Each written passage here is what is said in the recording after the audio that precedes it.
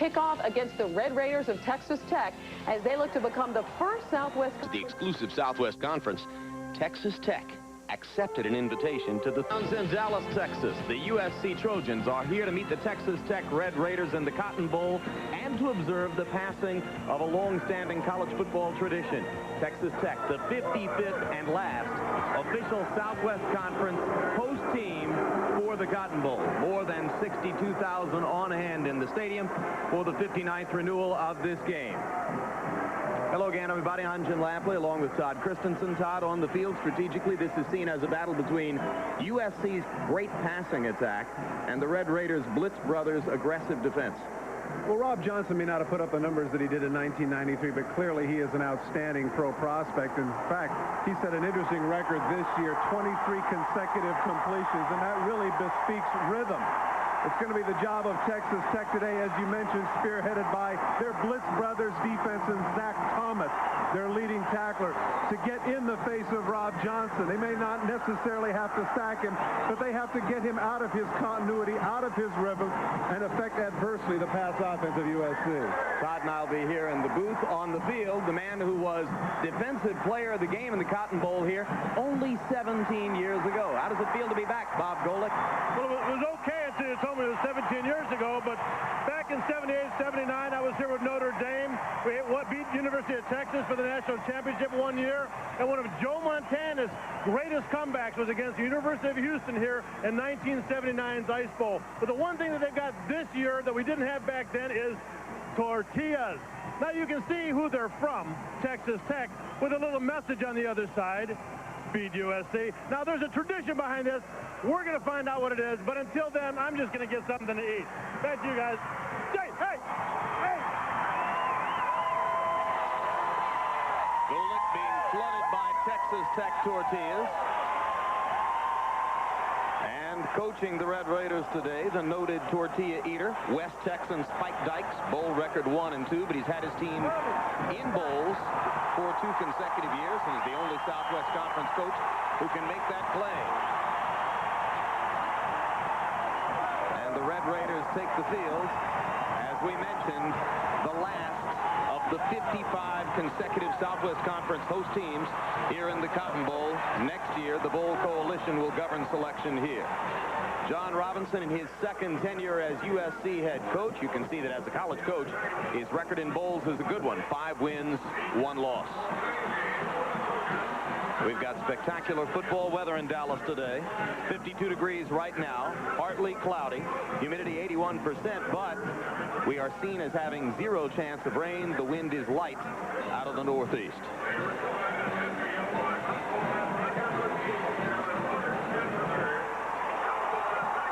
Both marching bands on hand, and therefore all the requisite pageantry for a major New Year's Day, or in this case, January 2 bowl game. Cotton Bowl entering into a new incarnation beginning next year when the Bowl Coalition governs selection, and the following year when the Southwest Conference will officially dissolve. Now, Jim, at the top of the show, we mentioned that Rob Johnson did not have the numbers that he did last year. We should also mention that a lot of that was due to an ankle injury and, of course, the loss of first-round selection Johnny Morton with the Detroit Lions. And so he has had to make some adjustments this year, but clearly he is going to be one of the top draft picks in terms of quarterbacks in the 95 draft. Trojans will get the football first, as off the opening coin toss, John Robinson's team will receive. On the left of your screen, and Texas Tech prepares to kick it away. Red Raider fans overwhelmingly dominant in the stands here. Only a relatively small contingent of USC fans have made the trek from Los Angeles for the game. And of course, as we mentioned at the top, Texas Tech followers have waited 56 years for their team to earn a shot in the Cotton Bowl. You know, when you talk to the people around Lubbock who are here and in our hotel, Jim, it was clear that they really didn't care. It didn't matter that it had been a long time. They're just happy to be there. 76-year-old lady in an elevator remarked, "I've been waiting all my life for this." So despite the 6-5 record and despite the naysayers who are saying things like, "Big deal, why are you people here?" they're thrilled.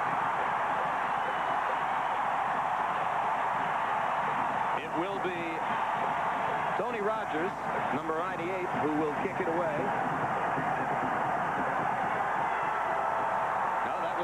16 with the kickoff. And it's Ken Grace who takes it for the Trojans across the 20 to about the 25-yard line. Southern Cal will begin its offensive thrust from there. The offensive line for USC, huge, and spearheaded by consensus All-America tackle Tony Boselli, who goes 300-plus, listed at 6 feet 8 inches tall, and has had a terrific year. And the man who has replaced the departed Johnny Morton as the key receiving threat is Keyshawn Johnson, now called by his teammates and coaches the great Keyshawn Johnson. He averages nearly 20 yards a catch. On first down, the give is to starting tailback Sean Walters, and Walters, 894 rushing yards on the year, is across the 30 to the 33-yard line for a gain of about 8. Texas Tech Red Raider front 7, and the key man is the middle linebacker Zach Thomas, number 35, as Todd told you, leading tackler in the Southwest Conference. Damon Wickware is another all-conference selection at defensive tackle. And in the secondary, 2 all-conference players, Marcus Coleman at the position they call Raider, we call it strong safety, and the free safety, Bart Thomas, also an all-conference player. Walters on second down has first down yardage across the 35 to about the 38-yard line before outside linebacker Robert Johnson makes the stop for Texas Tech. Well, Zach Thomas is the key to stopping the running attack of USC. Walter cuts inside, cuts to the out, breaks the tackle, and Thomas at the end is able to trip him up. And one of the things that's going to happen is not just Zach Thomas, but the front 3 of the Red Raiders are going to have to deal with the big poundage of the offensive line of USC. Southern Cal starting off on the ground, earning a first down behind Walters. Ball's at the 37-yard line. This time Walters is going to be met at the line of scrimmage by number 12, the Raider, Marcus Coleman. Lines up at different spots along the defense. Rob Johnson must find him before every play. Well, Marcus Coleman's a bit of a tweener. He's somebody that has linebacker size and strength, but defensive back speed. You see him at just to the right of your screen come up and just take on Walters, and really that's a pretty big deal there, because Walters at 225, 230 is not what you call a scat back. Nice play by Coleman. 3 carries for 12 yards for Sean Walters so far. We expect to see 4 different tailbacks as the day progresses for Southern Cal. Rob Johnson looking to throw for the first time. Screen, Walters dropped after a couple yards gain. Chris Orey wasn't fooled at defensive tackle. Well, it shows the quickness of the Red Raider defense that they come with the blitz and still are able to get in the way of the screen. That's basically what the screen is designed to do, is take advantage of the blitz. They came with 6 people, still quick enough to get out, and you can see here the ball hits the ground, scoops. Nice scoop there by Walters, but it was too late. Good call by the official. So the incompletion occasions, third down, 10 yards to go. Football at the 37. They must get it beyond the 47 to pick up a first down. Out of the backfield, Leonard Green. Third down back in the game, replacing Walters at tailback, and he's got first down yardage out to the 48 before Johnson runs him out of bounds. Well, the bottom of your screen, he basically runs a loop route. Number 51 is probably the one who's responsible in coverage, and there's nobody there. The linebackers are occupied by the tight ends, and it's very surprising a little dump pass like that to Green gets the first down, but it did.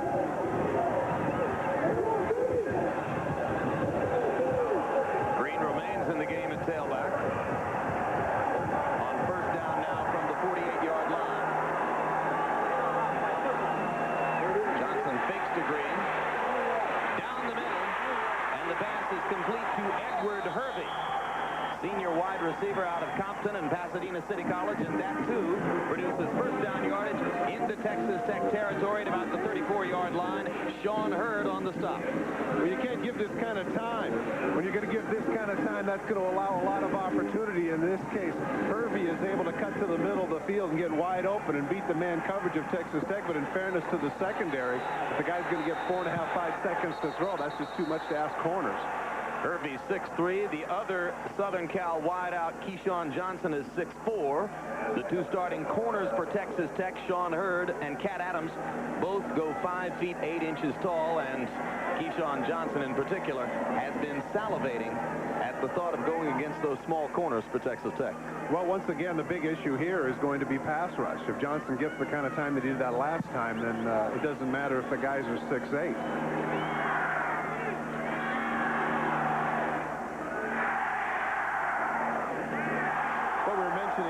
Take a look at the differential in size between the Texas Tech defensive line and the USC offense.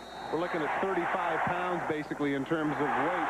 The height might not be that consequential, but as witnessed by the Orange Bowl last night, hitting the fourth quarter and those big bodies keep wearing on you, it can take its toll, Jim. First possession of the game for the Trojans. 12.5 minutes in the first quarter. Johnson looking deep in the end zone for Herbie, and Herbie unable to make the play over Sean Hurd. It's exactly what you talked about, Jim. You mentioned earlier trying to take advantage of the height mismatch. Johnson really threw it was basically a jump ball. You see a lot in the NFL. You see a lot of that in the NFL now. And, of course, Johnson trying to take advantage, throwing to the taller Herbie, but give Hurd credit. Matching him stride for stride at the apex of his jump. Brings the ball down. Great play by Hurd. Second down, 10 yards to go. Gives to Leonard Green, and Green with plenty of room on the draw play is down almost to the 20-yard line. It'll be another Southern California first down. Well, just as we talk about the size of the offensive lineman, look at the domination inside. Look at the gap. Tony Baselli creates a big gap for Green to cut through, and he breaks the tackle, runs over a few more. You know, it's been over the last couple of years, Jim, SC has not been the tailback unit that everybody is used to, but they're certainly asserting themselves here in the rushing game early. A good look at Baselli. Powerful left tackle and census All-America for the Trojans. On first down, Johnson throws down the middle, and it's batted down. Number 91, Damon Wickware with a hand on the football. Of course, so many cases when you get the passes batted down, it's because you don't get the good pass rush. He was there right at the line of scrimmage. Never did make much in the way of penetration. Take a look in the middle. You can see there's really nobody in his face. Johnson will sight on this ball just a little bit, and as you mentioned, Wickware able to get a little piece of it. Wickware, the one-time safety man who has grown into an all-conference defensive tackle. Second down 10 for the Trojans. Leonard Green still in the football game, a tailback. Jabbar Thomas, number 51, has the stop of Green after a gain of about 3 to the 18-yard line. Well, Jabbar Thomas just beats the block of the tight end in this case, getting down the line. He's a little bit undersized for a defensive end, but he certainly is quick.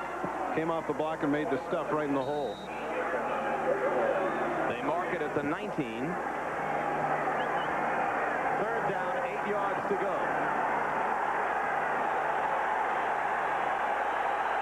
First possession of the game for Southern Cal.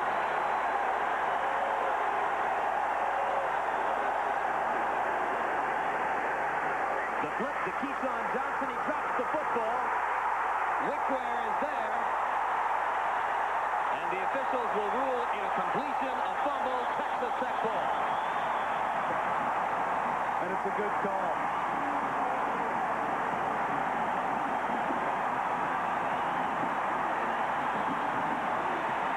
Take a look and see if he has the ball. Johnny McWilliams clears out for him. Underneath Keyshawn Johnson goes. He certainly does. Takes 2 steps. Excellent strip on the part of Robert Johnson, who takes the ball right out of his hands. Wickware with the recovery. You saw Zach Thomas there to cover the ball as well. Wickware got to it first, and Texas Tech now gets its first possession of the game from its 12-yard line. 11 minutes, 5 seconds remaining in the first quarter.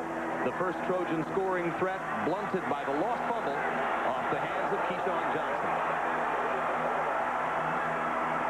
Freshman quarterback Stevie Lethbridge creating out of the pocket has a gain of 9 or 10. Mahone, starting at defensive end for the Trojans, makes the stop. Offensive line for the Texas Tech Red Raiders, relatively small. Ed Hendricks gets the start at left guard. Normal starter Casey Jones broke a foot in practice for this game. quarterbacks and receivers, and the key to the Texas Tech season was the emergence of Zebby Lethbridge at quarterback, Byron Hanspard at running back, both freshmen. Measurement shows inches short of the first down. It will be second down and less than a yard. Number 11, Tony Darden, competed with Lethbridge for the starting quarterback position until that situation was settled 4 games into the season. Darden then became a wide receiver and leads the Red Raiders in yards per catch, more than 21. Offensive coordinator Dick Winder on the sideline. 90 games, 8 years. At the time, 45 times, in fact, his team has scored more than 30 points. On second and short, the give is to Alton Crane, and Crane breaks loose across the 35 to the 36-yard line before Micah Phillips makes the stop from his free safety position. Well, they're certainly using the momentum that they had from the turnover. Back-to-back great plays, a little misdirection, what they used to refer to as the crossbuck, and Crane cuts to the outside. And clearly, early in this drive, Texas Tech has caught USC on its heels. Crane, the senior who started through most of the year before Byron Hanspard took over that role in the last game against TCU. Lethbridge is dumped as number 10, Eric Herron, is there from a blitz off his inside linebacker position. Well, number 10, Eric Herron just frankly doesn't get blocked. He's just able to beat the outside. Tackle comes in, has to make a choice between two. He takes the inside guy, which he should, and Herron's able to pick up the garbage.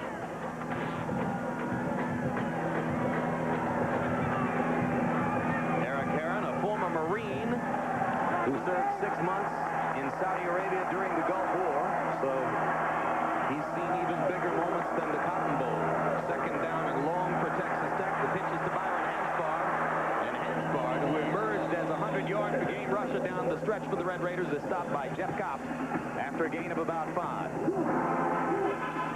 USC Trojans front 7, Alec Mahone moving up to starter ahead of Willie Lowry today. Eric Herron gets the start ahead of Don Cunningham at the linebacker position. Outside linebacker Errol Small is the key to the pass rush. In the secondary, Dallas native Micah Phillips gets the start at free safety ahead of Mario Bradley today. And John Herpin, senior corner, leads the Trojans with 5 interceptions on the year. That tied for the lead in the Pac-10. Third down, 15 for Zebby Lethbridge and company. Lethbridge with an open receiver down the middle.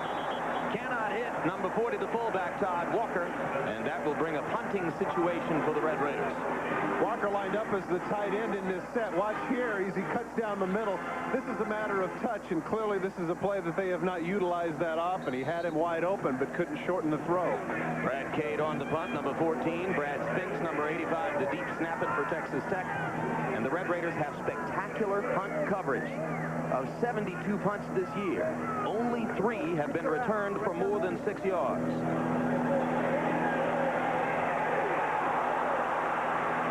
Number 8 getting away momentarily is Ken Grace, but then the second wave of coverage muffles him, and the Trojans will have the football for their second possession of the game, 1st and 10 at their 33.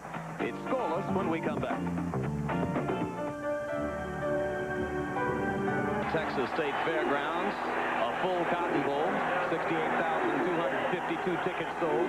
Rob Johnson and the Southern California Trojans begin their second possession of the game at their 33. Johnson looking deep to Keyshawn Johnson, and he's into Texas Tech territory to the 32-yard line before Cat Adams made the stop. What's impressive about that, Jim, is he's rolling left, he throws back right. That's the sort of play that's going to impress professional scouts. Take a look at the misdirection here. Play action here. Now he's rolling to his left. He's going to throw back across his body to Keyshawn Johnson, who's running what's called a flag route, past the post to the other flag. And once again, Texas Tech in man for man. And that's the very thing that you mentioned at the outset, Jim. Keyshawn Johnson wanted to take advantage of it. 35-yard gain to Keyshawn Johnson, who averages nearly 20 yards per catch and has had 100 yards or more receiving in each of the past 7 games. On first down, Sean Walters with the football. And a flag is down as Walters, the sophomore from nearby Arlington, Texas, has a gain of about 5. Southeastern Conference officiating crew today is headed by referee Al Ford. Holding during the run by the offense, 10 yards.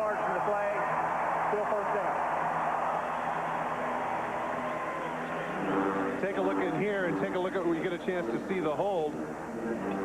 Tony Baselli comes down. You see the hands right on top of the defensive lineman, right at the throat, and that's what the official saw. 2 points takedown. Probably not an NFL hold, though. Exactly. You're probably right. NFL scouts say, plus, no penalty, looked good. But here a 10-yard mark-off, so it is 1st and 20 from beyond the 40, and Sean Walters again with the football is blasted to the turf. Jabbar Thomas was there, as was number 86, Tony Daniels. Caught him in a bit of a stunt in the middle. Take a look at Texas Tech. They stunt. Jabbar Thomas comes back to the inside. Guard fails to pick him up. Big play. Daniels, reserve defensive end, the sophomore out of Odessa, is a 245-pound, 6'10" high jumper, Todd. What? 245. What? Some hops. That's getting up for 245. Second down and extremely long. Johnson throws to a wide open Ed Hervey, and Hervey has first down yardage inside the 15 to about the 12-yard line before Zach Thomas finally makes the stop.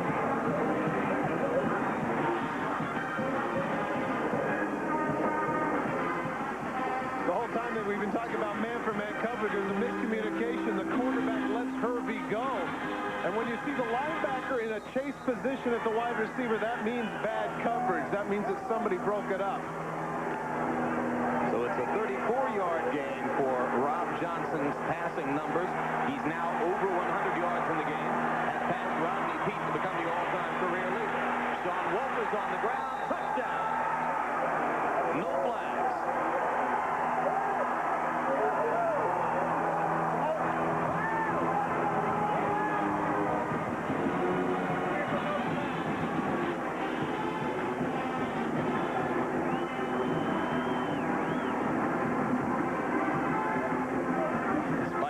Says, oh, goodness. And John Robinson says, that looks good. Sean Walters' 11th touchdown of the year. Cole Ford comes on the kick out of Ryan Lenderman's hold. Regular center Jeremy Hogue does the snapping on this extra point try. And he sneaks it through inside the left upright. So with 6 minutes, 51 seconds to go in the first quarter of the 59th annual Cotton Bowl game, the University of Southern California Trojans have jumped on top of Texas Tech, 7-0 on Sean Walters' touchdown run. On his homecoming day, Cole Ford kicks it deep to the goal line, where number 6, Stacy Mitchell, has the football, and Mitchell will be short of the 20 as he's wrapped up in Trojan jersey. Football comes loose. SC's got it.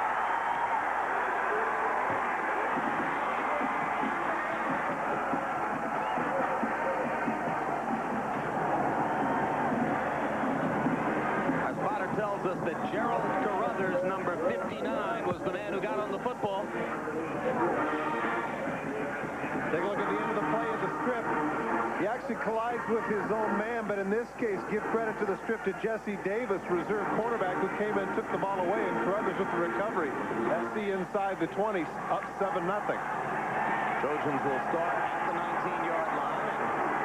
Spike Dykes looking perplexed on the Texas Tech sideline. Johnson looks in the end zone. Touchdown!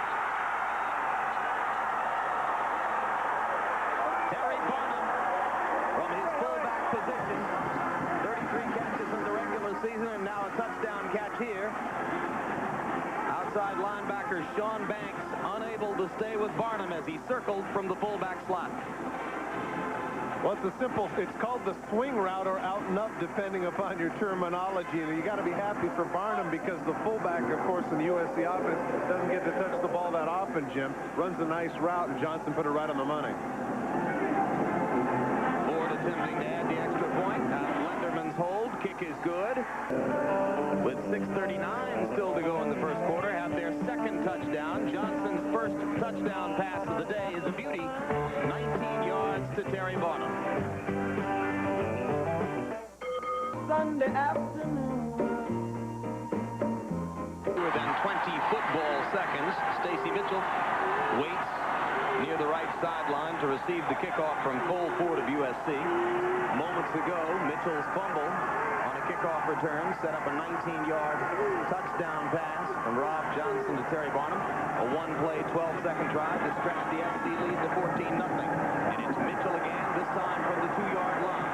He tries the middle of the field and is belted down at the 16-yard line. That was Carruthers again in on the hit along with Laval Woods. Carruthers back-to-back big plays. Not only makes the big hit, but with the recovery. And then, of course, just to the right of your screen, you'll see Johnson get the ball right in the hands of Barnum. 14 points in 12 seconds. Lightning strikes. Rob Johnson, 6 of 9, 125 yards and a TD. Zebby Lethbridge tries to start the Texas Tech offense as they begin their second possession. And number 5, Brian Williams, is there to crack Byron Hansbard to the turf. For no gain, it'll be second down 10. Brian Williams, a Dallas, Texas native, who's had 79 tackles this year, 10 of them for losses. You can see that he's the number 2 tackler on the USC defense. The top tackler on the defensive unit is number 35 inside linebacker Jeff Kopp.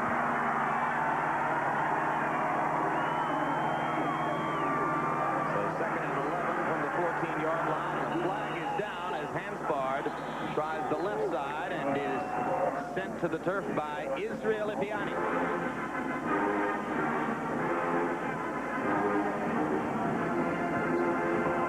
Defense lined up in the neutral zone. 5-yard penalty, still second down.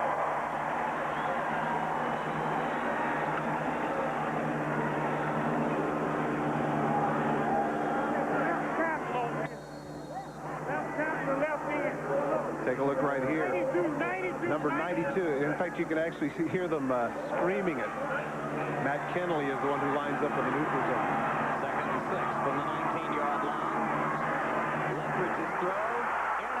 Of the receiver, John Herpin has an open field to the end zone.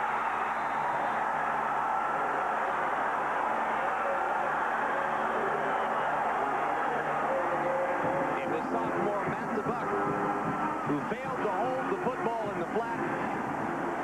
And Herpin, 5 interceptions in the regular season, now has a 6th on the year and a touchdown return of 25 yards. Herpin's another Texan.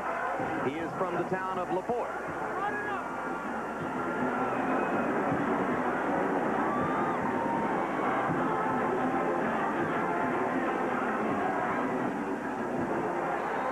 So of 21 SC points in the first quarter of the Cotton Bowl game, 12 of them have been scored by Texans Sean Walters, tailback, and John Herpin, cornerback.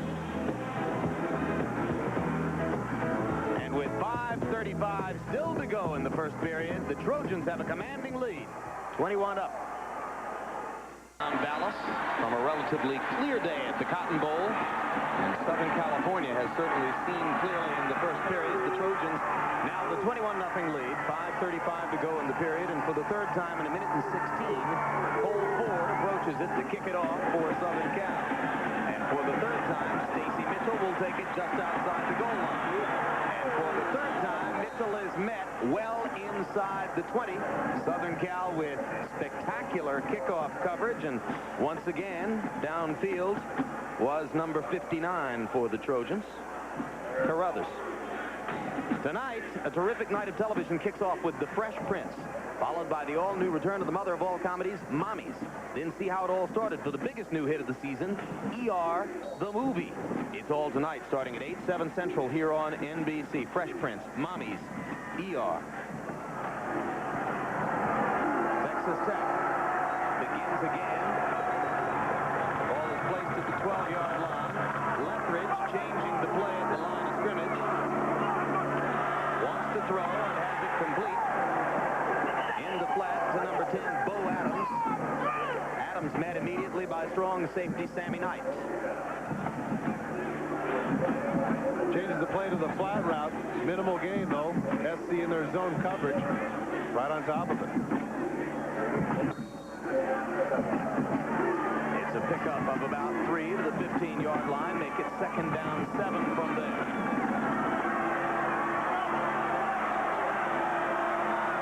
Texas Tech, just trying to get its collective feet on the ground, having been stormed for 21 points in the first quarter.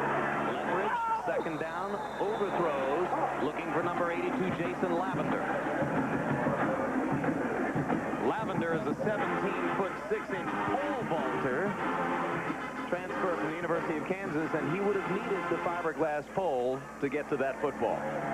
17-6. Good.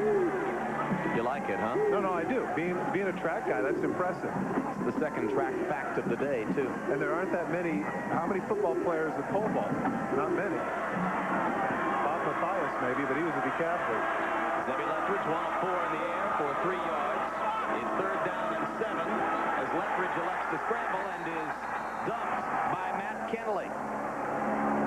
Kennelly, the sophomore defensive tackle from Laguna Hills, with a 3.58 academic average, was too smart for Leftwich on this play.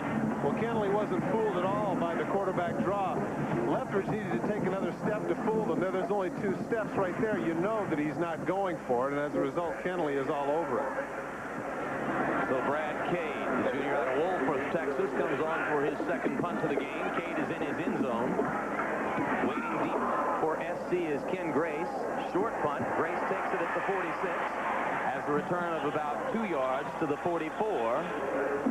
And now the Trojans, with the 21-0 lead, will begin with excellent field position. And we go to Bob Golick on the sideline. Okay, and what would a bowl game be without meeting some of the proud parents? I'm here with Bob and Debbie Johnson, proud parents of Rob Johnson. How you guys doing? Real good, Bob. Thank you very much. Yeah, like I said, you guys obviously would love to be spending some time with the Rose Bowl, but at least it's a little vacation for you guys. Oh, it's been a great time. We've really had a great time. And he's had a great year. Son's had a great career. Obviously a good game here, but the pros coming up. A little sad to see him leaving home, huh? Yeah, a little sad, but we'll follow him even in the pros. We'll have a good time with it. All right, well, good luck to you guys. Thank you. I wanted to say hi. Thank you very much, Bob. Back on the field, Sean Walters breaks a tackle behind the line of scrimmage and winds up getting a first down near the 32-yard line. Byron Wright finally making the stop for Texas Tech. They'll mark it at the 33. It was a pickup of 11 and another Trojan first down. Walters now 6 carries for 32 yards in the game. This is Walters again. Touchdown if he can stand up. He's dropped at the 3-yard line by Sean Hurd, the last man with a chance to prevent the TD. Once again, the offensive line for USC is dominant. Take a look at the right side. Just blowing people off the ball. Once again, cut in and out. The run support is not there. Great block outside there. Wide out. Coming across, making the tackle just before he can get in the end zone. USC just totally dominant. 30-yard carry for Walters, who now has 7 carries for 62 yards. He goes to the sideline. And number 24, DeLon Washington, comes onto the field at tailback for Southern Cal. And Rob Johnson takes a look at the Red Raider defense and calls a timeout.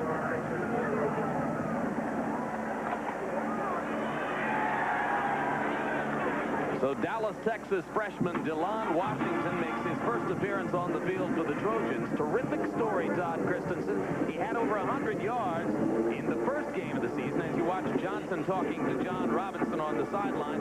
And here are some of the numbers on Rob Johnson. We'll get back to the DeLon Washington story in a moment.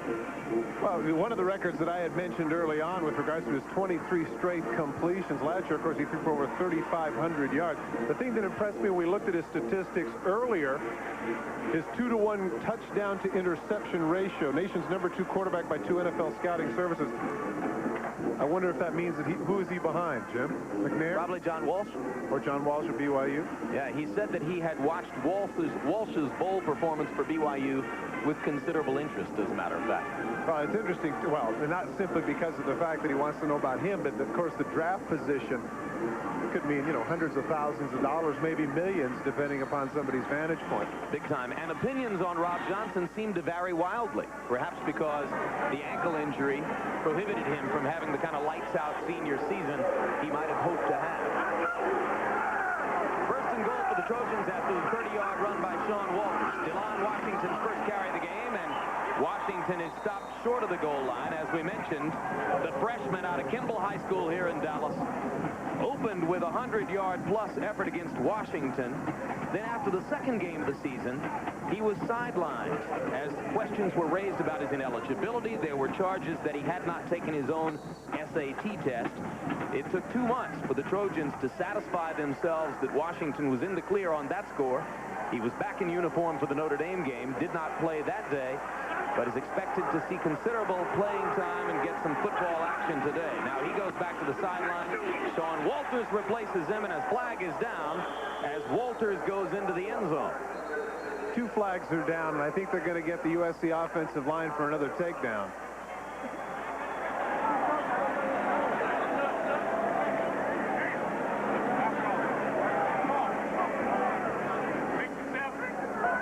Holding on the offense during the run, 10 yards from the spot of the foul, still second down.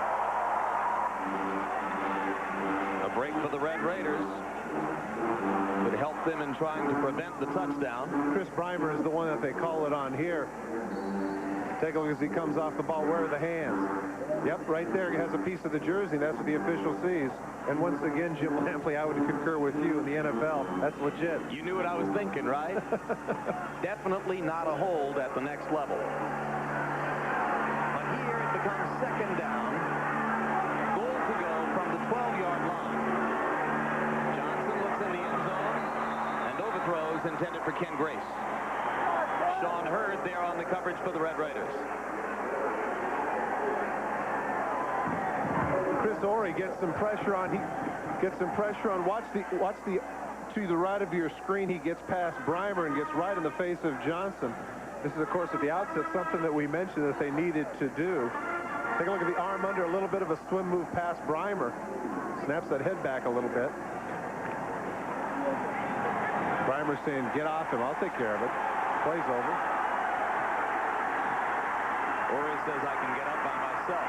On third down, Johnson, touchdown to Keyshawn Johnson. Oh, what a catch by Keyshawn.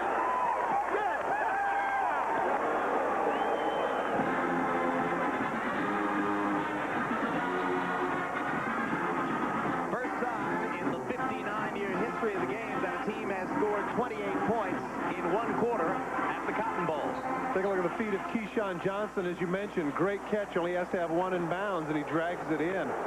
Something that's very popular now is throwing behind the defensive back, not leading the receiver. And the deep comeback route by Johnson certainly paid dividends there. Cole Ford in danger of getting leg weary here in the first quarter. Spike Dykes says this is a bad movie. And Keyshawn Johnson, always demonstrative, celebrates on the sideline. Great protection. Once again, extending himself with the catch. Left foot, even the left foot was in. Left foot was in twice. Another very accurate throw by Johnson. So Sean Walters has 2 touchdowns from his tailback position. Johnson has a touchdown pass to Terry Barnum and the touchdown pass to Keyshawn Johnson. Johnson has 3 catches for 54 yards and a TD, and as we mentioned, SC is the first team in the 59-year history of the game to score 28 points in a quarter, and the State scored 24 points in a quarter.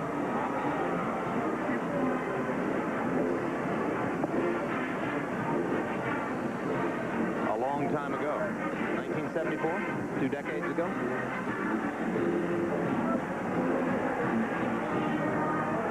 And the Trojans have 2 minutes, 21 seconds remaining in which to try to add to this mark. Traveler on the sideline as Cole Ford kicks it away for Southern Cal. And this time it'll be Dane Johnson, and Johnson judiciously decides to put the knee down, and Texas Tech will get the football at the 20. An improvement on each of the 3 preceding field position situations following SC kickoff. We heard the mock cheer from the crowd. A 22-yard return in that case. Zebby Lethridge, 6 foot, 188-pound freshman out of Lubbock, will now attempt to begin digging the Texas Tech Red Raiders out of a fairly substantial hole. there, 1 of 4 for 3 yards to this point.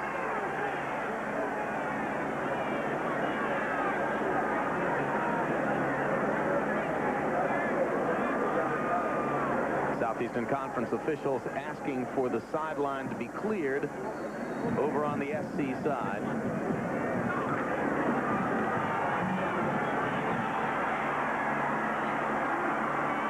Red Raiders quick out on the huddle. Byron Hansbard with the football, and Hansbard is dumped by Errol Small after a gain of at most a yard.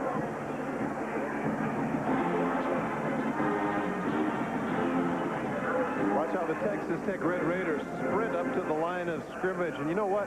Jimmy, got to give them a lot of credit for still doing that. That's the sort of thing that, you know, when you're down 4 touchdowns, you might say, well, we're not interested anymore. But this team is young and resilient, as we'll document a little bit later. A lot of freshmen and sophomores on this Texas Tech team. Second down, 10 yards to go from the 20. Lethbridge throws in the flat off the hands of Hansbard. The 2 freshmen unable to connect. And there were a lot of Trojans there to look at Hansbard as he let the football go by. A little bit of a hurry. Lethbridge looks down the middle, now comes back to the right. Just overthrows him.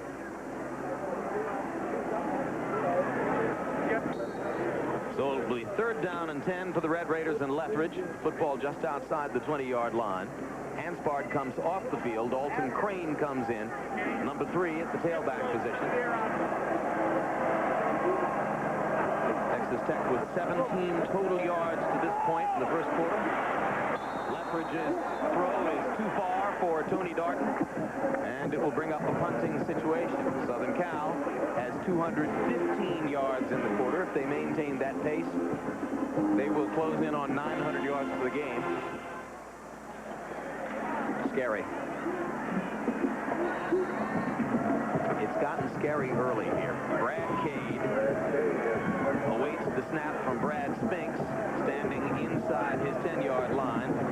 Ken Grace, once again, deep for SC. Relatively short kick by Cade is taken at the 42-yard line. Grace making the fair catch there. A flag is down on the field. We've got defensive holding. It's post-possession, so they'll mark it off now starting at the 31. Scores of other bowl games going by at the bottom of your screen. Our congratulations, and I'm sure those of John Robinson as well, too. Holding on the return team, 10 yards from the end of the kick. First down. Tom Osborne and the Nebraska Cornhuskers deserving of congratulations this morning for the comeback victory over Miami last night, which would appear to have assured the Cornhuskers of a wire service national championship. Well, you and I have discussed this before, and my opinion is I like the beauty contest format. I just do because I think it's good for college sports. I don't know what the consuming passion is that we have to have in number 1. This is one of those cases where it's controversial, so be it. First and 10 from the 31-yard line, and DeLon Washington on the field has the football and a substantial gain out near the 40 before Mark Thomas, number 23, makes the stop for Texas Tech. Good opportunity for DeLon Washington. As you documented early in the game, early in the season rather, he started like a house of fire, and now basically this is his opportunity to show his wares after, I believe it's what, 9 games, Jim, that he's actually played in a game, not just practice. Gain of 8, second down 2. Washington again stepping inside and stops short of the first down as Tony Daniels, number 86, is there along with Zach Thomas, number 35, for Texas Tech.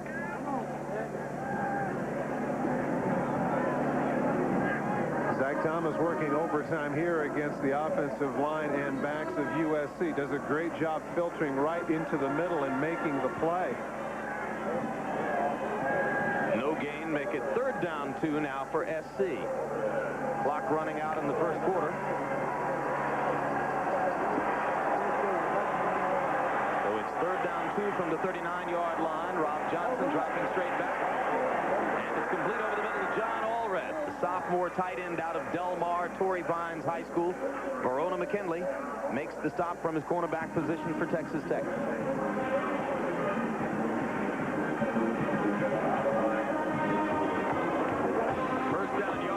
Trojans to midfield and just a tiny bit beyond. And that is the end of the first quarter. With the score in the 59th annual Cotton Bowl game. USC 28, Texas Tech nothing. Christensen at the Cotton Bowl where Southern Cal exploded for 28 first quarter points, and the Trojans lead 28-zip over Texas Tech as the second period begins. Rob Johnson, pump fake, holds onto the football. Robert Johnson was there from his linebacker position for Texas Tech, and it'll be a sack, a 5-yard loss, and 2nd and 15 for SC. Watch the top of your screen. Here he comes. Tight end already in blocking on him, but he's able to escape. Persistent. Johnson steps up. Saxon. Robert Johnson, maybe the smallest major college outside linebacker in the country at 186 pounds and 5'11". Tries to make up for it by hitting hard. 2nd down 16 from the 45-yard line. Blitz. Johnson gets the football away. DeLon Washington is dragged down for no gain or perhaps a yard. Number 93, Corey Chandler. Freshman defensive tackle out of San Antonio, there to make the stop for the Red Raiders.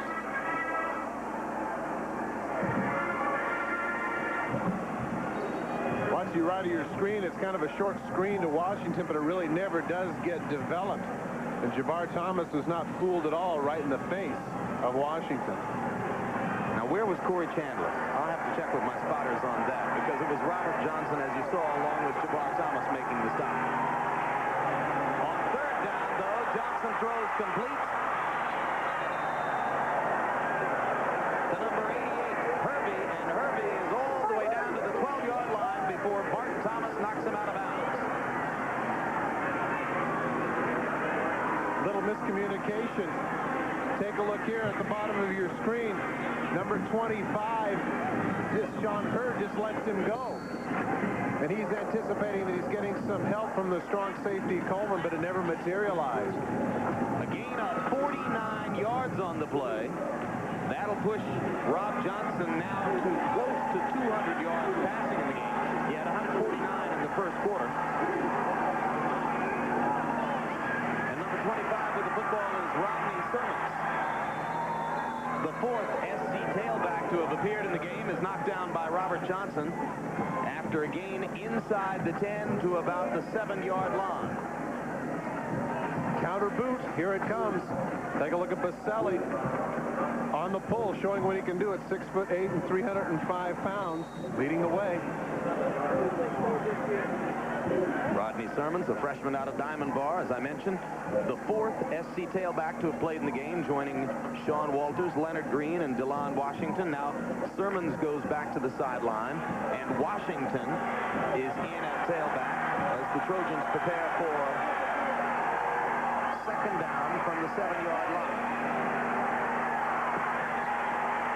Johnson throws out of the back of the end zone. Flag down. He's going to call it intentional grounding. Funny, Tony Baselli comes over trying to explain who was there in the vicinity. It's always a subjective call. Sympathy call? That could be. Looks left, and he's going to scramble out. Now watch to the far right.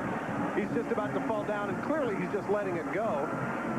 But there you can see there's nobody even close. I guess you could say DeLon Washington if he was 10 feet tall. Holding on the offense. Intentional grounding against the offense. 5 yards from the spot of the foul. Plus loss to down is accepted. 3rd down. So many times, Jim, you see that exact same play, and they let it go. But clearly there was nobody within the vicinity, as I mentioned, unless Washington was tall. So now Johnson will get another shot at it from the 19. After the brief discussion with offensive coordinator Mike Riley on the sideline, they can make a 1st down without scoring at the 1-yard line. So it's 3rd and 18 from the 19-yard line. Keyshawn Johnson to the 5. Byron Wright, number 94, finally dragged him down. Interesting here now, Jim. They end up with 4th and about 3.5. Whether or not they'll go for it and kick the field goal. John Robinson trying to make that decision. He's not quite sure. Well, now, what does the book say when you're up 28-0 with 12:07 to go in the first half on this, Todd? Well, that's an interesting point. You kick the field goal, making it look like you're rubbing it in at 31, but then again, if you go for it, you're saying, well, we have no respect for your defense, so that's rubbing it in, too. It's kind of a can't-win situation for John Robinson in terms of coaching decor in that area.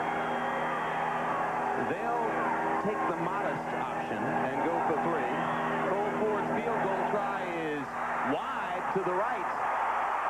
So no blood as the Trojans squander this scoring opportunity, and it remains 28-0 Southern Cal with 11 minutes 41 seconds to go before halftime. The first favorable event of the day for Texas Tech. J. Curtis Sanford, the man who founded the Cotton Bowl 6 decades ago. On first down for Texas Tech, Byron Hanspard has a gain of a couple.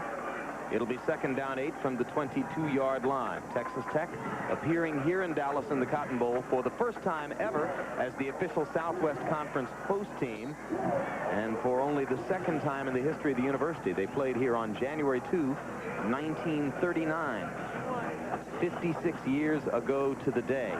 That, of course, was the 1938 Texas Tech team. It arrived here with a record of 10 wins, no losses. On second down, tries to throw a screen pass, but reserve fullback Rod Hobbs, number 33, was on the ground and had no chance to catch the football. Our Bob Golick has located a couple of surviving members of the 1938 Texas Tech team. Let's go to Bob right now. Yes, we have the 1938 team, 1939 Cotton Bowl. We have Lonnie Primo McCurry and Frank Usick. Frank up there was the captain of the team. Now, obviously, you guys are, things aren't going so well right now, but you're still pretty enthusiastic. Not really. Not get something to be enthusiastic about. Now, Elmer Tarbach, who was a teammate of yours, just passed away. You got any remembrances of him?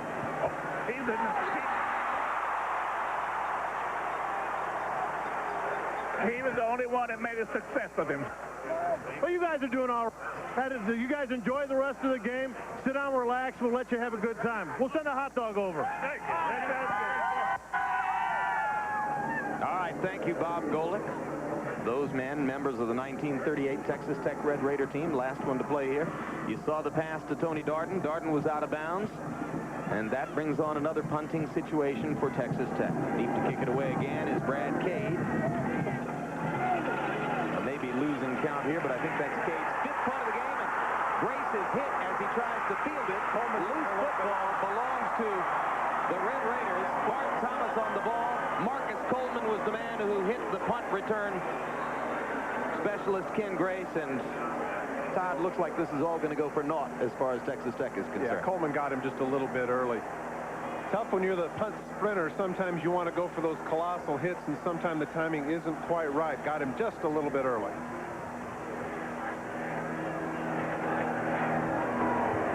Contact, Withers, fair catch, man, 15 yards from the end of the run, first down. I don't think it was a fair catch, but he certainly caught him a little bit early. His arm's not up. Take a look. Gets him just before the ball does. That was close. Pretty close. Yeah, it really was close.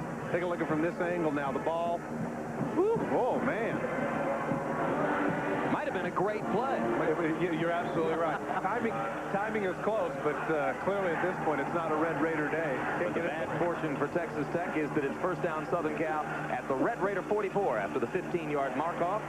And freshman DeLon Washington with the football has a gain of a couple before Zach Thomas makes the stop for Texas Tech. Washington was heavily recruited by a lot of major schools. His older brother, Benny, wanted him to come to Southern Cal and inherit the great and long-standing tailback tradition there.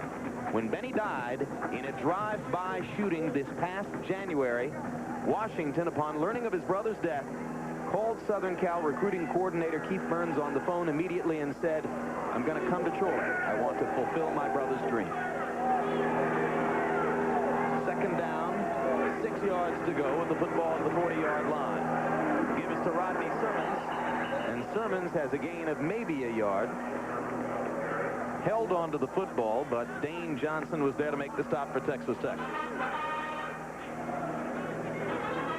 Justin tries to cut back to the inside. He tries to cut off the inside foot right there, the right foot. You're always supposed to cut off the outside foot, and then going off the inside, he slips. Goes down at the 40. Cotton Bowl game being played on grass for the second consecutive year after 24 years of artificial surface in this stadium. Nice to see the natural stuff back. Keyshawn Johnson in motion. The give is to Sermons on third down, and Sermons has a lot of running room inside the 30 to the 29-yard line. A pickup of 11 and another Trojan first down before Verone McKinley made the stop.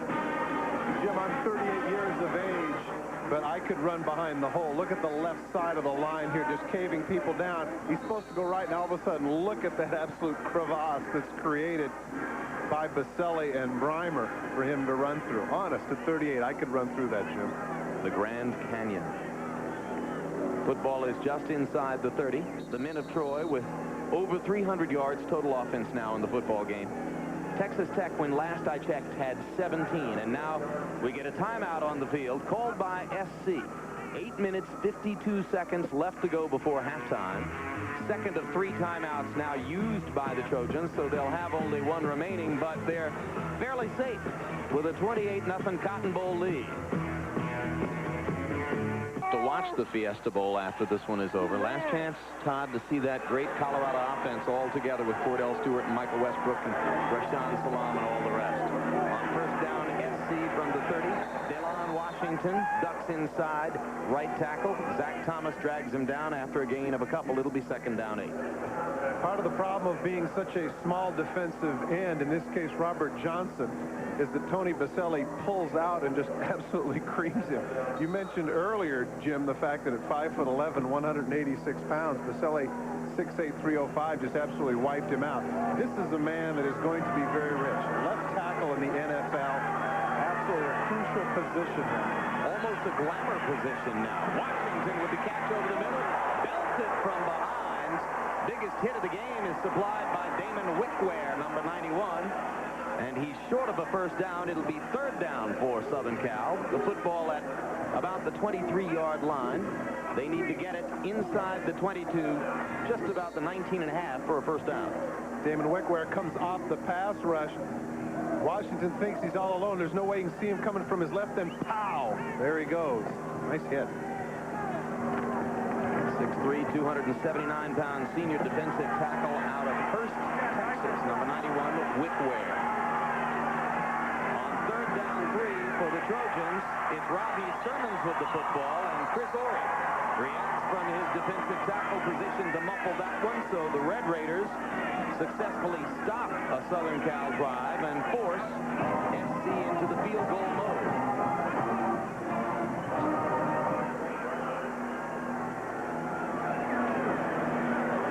I'm really surprised, especially after Ford missed that easy chip shot, that they're not going for it here, especially where the offensive line's been playing, Jim. Lenderman holds. Jeremy Hogue, the center, is a Phi Beta Kappa and potential Rhodes Scholar candidate. This time, Cole Ford is true. Down the middle for the field goal that stretches SC's lead in the football game to 31-0. A 39-yard kick for Cole Ford. And SC's got a 31-zip lead with 7 minutes to go to halftime. With the Cotton Bowl, Jim Lampley and Todd Christensen. SC 31-0 now ahead of Texas Tech. 6:50 to go before halftime. Cole Ford again to kick it off. And again gets it into the end zone. Stacy Mitchell wisely puts a knee on the turf, and it's time for me now, Todd, to urge you to watch Law and Order Wednesday night. The trial of a powerful mobster takes a deadly turn when a juror is murdered. It's an exciting all-new Law and Order Wednesday at 10, 9 Central here on NBC. Sam Waterston and company. Great actor. He is terrific, isn't he? Remember Capricorn 1? Remember that movie? Elliot Gould? Only you, Todd. No. You saw it. Only you. First down for the Red Raiders. Zebby Lethbridge gets away from the rush. Now fires in incomplete down the sideline. Vaguely intended for Stacy Mitchell, and a flag goes down. Kind of a foolish play there. It really was. Lethbridge hit the turf.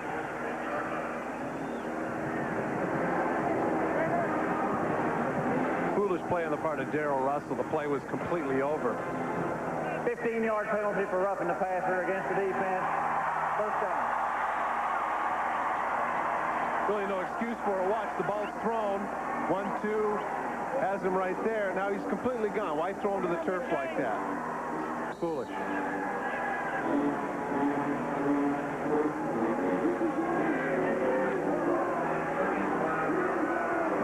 Keith Burns, new defensive coordinator for SC, watches on the sideline. Penalty mark-off gives Texas Tech the first down. And Hanspard gets it across the 40 before Brian Williams makes the tackle. Quickly, let's check in on our New York studio. Thanks, Jim. In Tampa at the Hall of Fame game, it was Duke and Wisconsin, and this one is all over. Wisconsin putting it away with 7 minutes left. Darrell Bevel finds fullback Jason Burns for the 11-yard touchdown, and Terrell Fletcher, a superb job running this afternoon. A Hall of Fame record, 241 yards rushing for 2 touchdowns. The final 34-20. We'll have all the highlights and scores for you at the half. Let's send it back to Jim and Todd at the Cotton Bowl. And as we bring you back here, Byron Hanspard again with the football. Jeff Kopp and Sammy Knight on the stop for USC, short of first down yardage. It'll be third down for the Red Raiders. Hannah Storm in the studio all day long with Paul McGuire and feature reporter Marianne Grabavoy to keep us up to date on other games. And now a flag flies after the play has concluded. I think that Al Ford, the official, heard some words that he didn't want to hear. Some unsportsmanlike conduct on the part of the SC defense. Unsportsmanlike conduct against the defense, 15 yards, first down. There was certainly no late hits or anything. He's standing in the midst of the white shirts, and all of a sudden he throws the flag. And John Robinson wonders to himself, why do my guys talk trash when they're up 31-0? Right here, he sees it. You hear something from number 9. You know what? He heard it from Darrell Russell. Darrell Russell is still moaning about the call that he had earlier. This time, Lethbridge is sacked as number 55, Israel Lipiani, comes around the corner in a hurry. Now, wasn't there another Samoan that wore number 55 for the Trojans that was doing a little of this? This fellow's a Nigerian. Excuse me. It's all right. Still number 55. He reminds you a little bit of Junior Seau coming off the edge like that. Izzy Ebiani, 6'5", 250. As you see, he's from Lagos, Nigeria. He's a member of the Igbo tribe and speaks Igbo as his primary language. Isn't Lagos the hometown of Olajuwon as well? Second down and long. Todd Walker with the carry. Willie Lowry makes the stop from his defensive end position for SC. I think you're right. I think Olajuwon's hometown is listed as Lagos, Nigeria. You know, and come to think of it, I think we're supposed to say Lagos, too. Lagos? Yeah, I think it is Lagos, Nigeria, not Lagos, Nigeria. We should probably have somebody check that for us just to be certain. Third down, 22 yards to go now for Lethbridge and the Raiders. They need to get it inside the SC 35 for a first down. Lethbridge moves up the sideline into SC territory. Gets to about the 47 before Williams and Kopp run him out of bounds. But it'll be fourth down and still double digits for Texas Tech.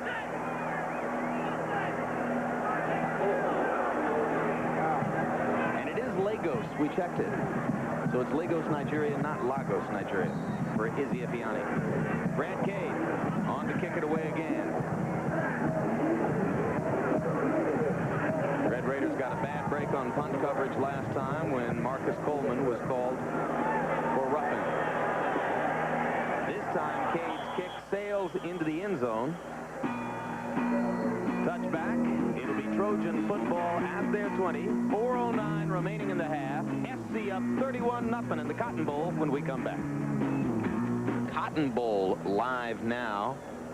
USC fans having a big day as you watch the Trojans take a 31-0 lead. And there's a rundown on what SC has been able to do with its 6 possessions in the first half. What's impressive about that is even the 2 that they goofed up missed field goal, and of course the fumble was inside the 15-yard line.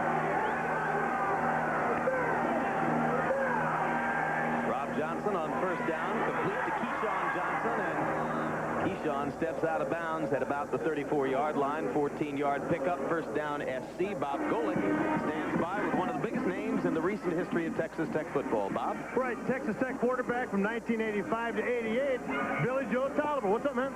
Oh, just out here watching the Red Raiders trying to get a victory.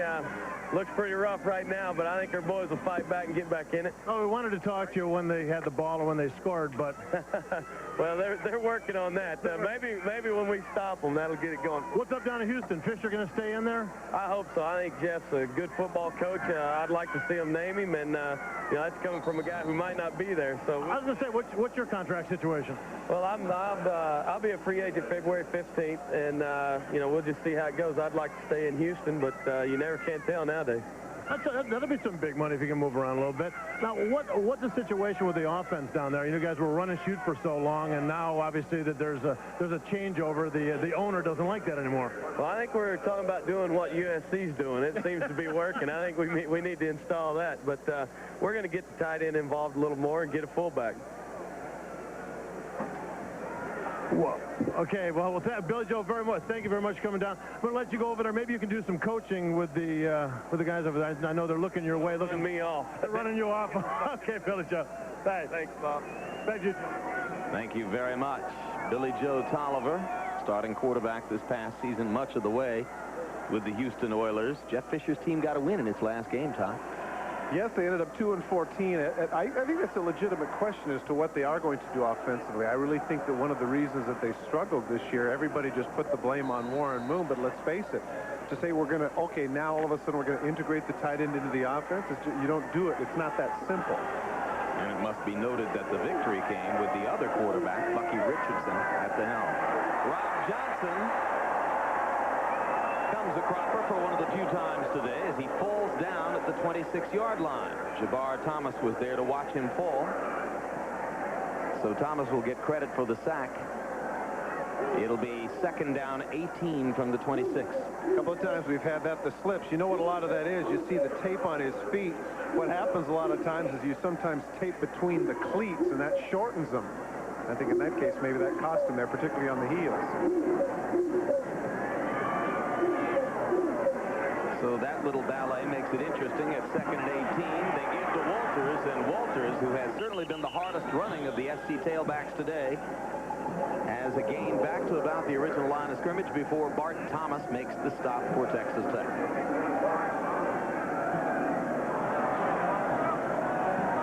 Smooth sailing for John Robinson as he guns for his 6th bowl victory, his 83rd win overall as head coach of the SC Trojans. One of the highest winning percentages among active college football coaches. Third down 8 after the 10-yard pickup by Walters.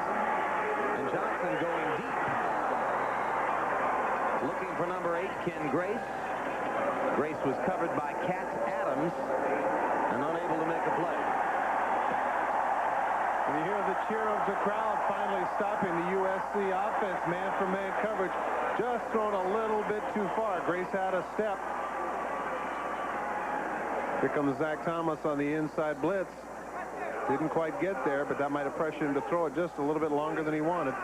John Stonehouse, the SC punter on the field for the first time, averaged 44.1 yards per kick this season.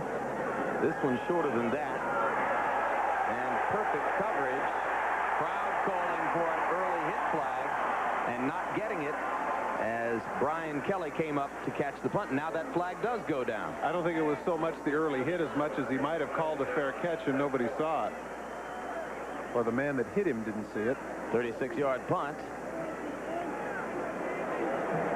No yardage return. Al Ford.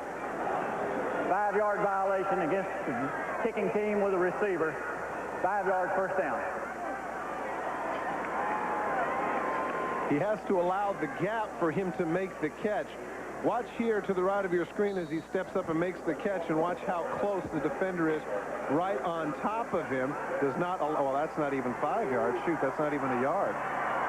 Once again, as you mentioned earlier, in the NFL, that's a great play. Lethbridge on first down. scrambling and firing wildly to the Tech sideline.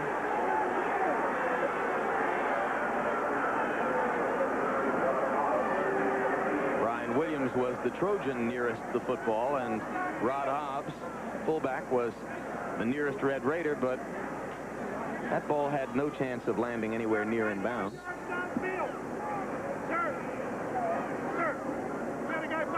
Total yards, total dominance. The scoreboard reflects that. I would say telling a story not unlike that of the scoreboard. On second down 10, flags flies. Lethbridge's pass is picked off by Heron.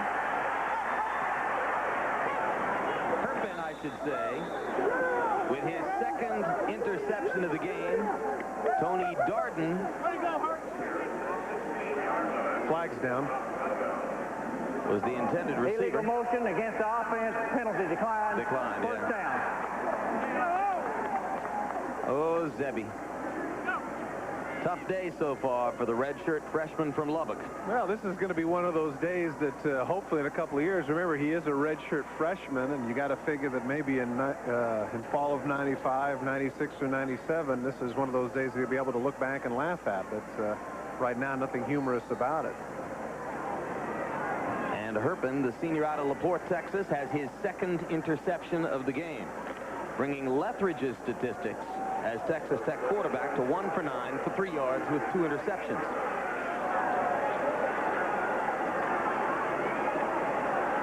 SC up 31-0 already. Flag down as Rob Johnson waits and throws almost a touchdown to Keyshawn Johnson in the end zone. Flag is down, and the great protection was a byproduct, it appears, of holding.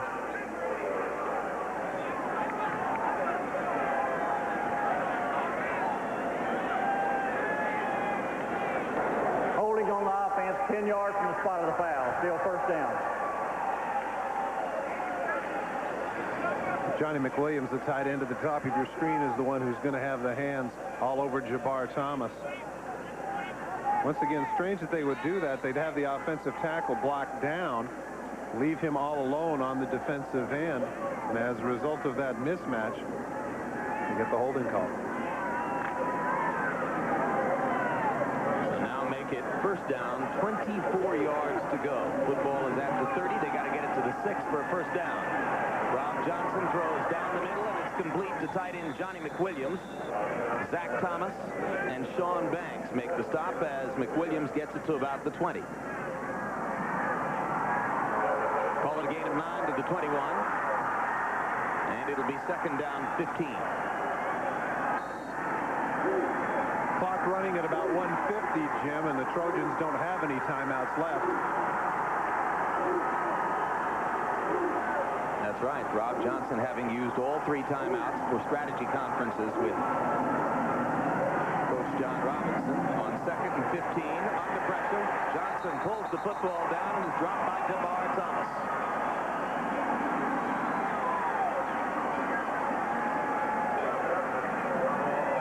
Jabbar Thomas has been busy today. At the top of your screen, this time he beats the tackle, Garrido.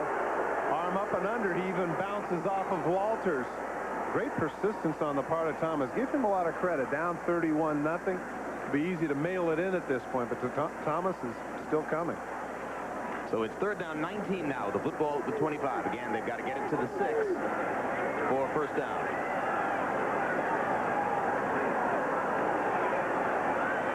Keyshawn Johnson out of the slot. They go down the middle instead, and it's complete for first down yardage to Johnny McWilliams. A flag is down, though, as McWilliams is hauled down inside the 5 by Cat Adams. 3 of them down, Jim. They almost have seen the same thing.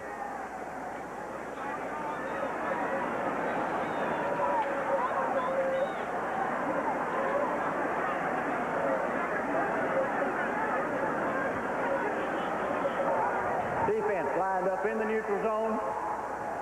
Got holding on the offense. The penalty's all set. Still third down. So they'll replay 3rd down 19. Be sure to stay with us at halftime for the Prudential update. Hannah Storm, Paul McGuire with all the scores and highlights of today's other bowl games. Also a preview of the IBM OS2 Fiesta Bowl coming up immediately after our game. Marianne Grabavoy will have a visit with Heisman Trophy winner Rashaan Salam, who leads the Colorado Buffaloes against Notre Dame in the Fiesta Bowl. And we'll hear from both bands here. Catch part of the colorful Cotton Bowl halftime show. All of that coming your way. 3rd down, 19. Rob Johnson throws wide of a receiver under pressure, and Keyshawn Johnson stood and simply watched that one fall lamely to the turf. You know, Jim, getting back to Rashaan Salam, I'd read an article that as a result of all the banquets and awards that he had presented, that he had gained some 14 pounds. And they were wondering as to what kind of shape he was in. And so it'll be interesting to see how well he runs today with that extra poundage. Bull Ford already with 1 field goal to his credit in the game. That one was from 39. This will be a 42-yard try. He's got plenty of legs, but he's often inaccurate on these. This one, however, he gets between the uprights, and that stretches the SC lead to 34-0 with 17 seconds remaining in the half.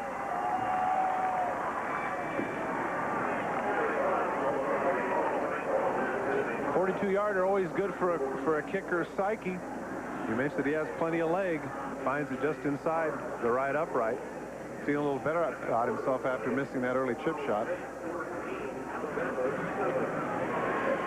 Multi-sport athlete, skier, paraglider, team daredevil. Have you ever done that, paraglide? No, I have not. Oh, I will, though. Were you really? Yeah, I will in the future because, as you know, I'm getting ready to come up and spend some time in your neck of the woods in Utah, and it's very popular up there. Most points ever scored in the first half of a Cotton Bowl. SC's 34. Previous record BC with 39 or 31 points back in 1985.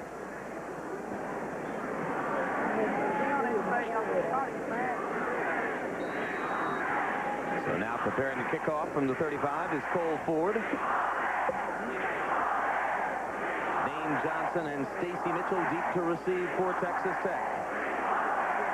Texas Tech crowd still making some noise here.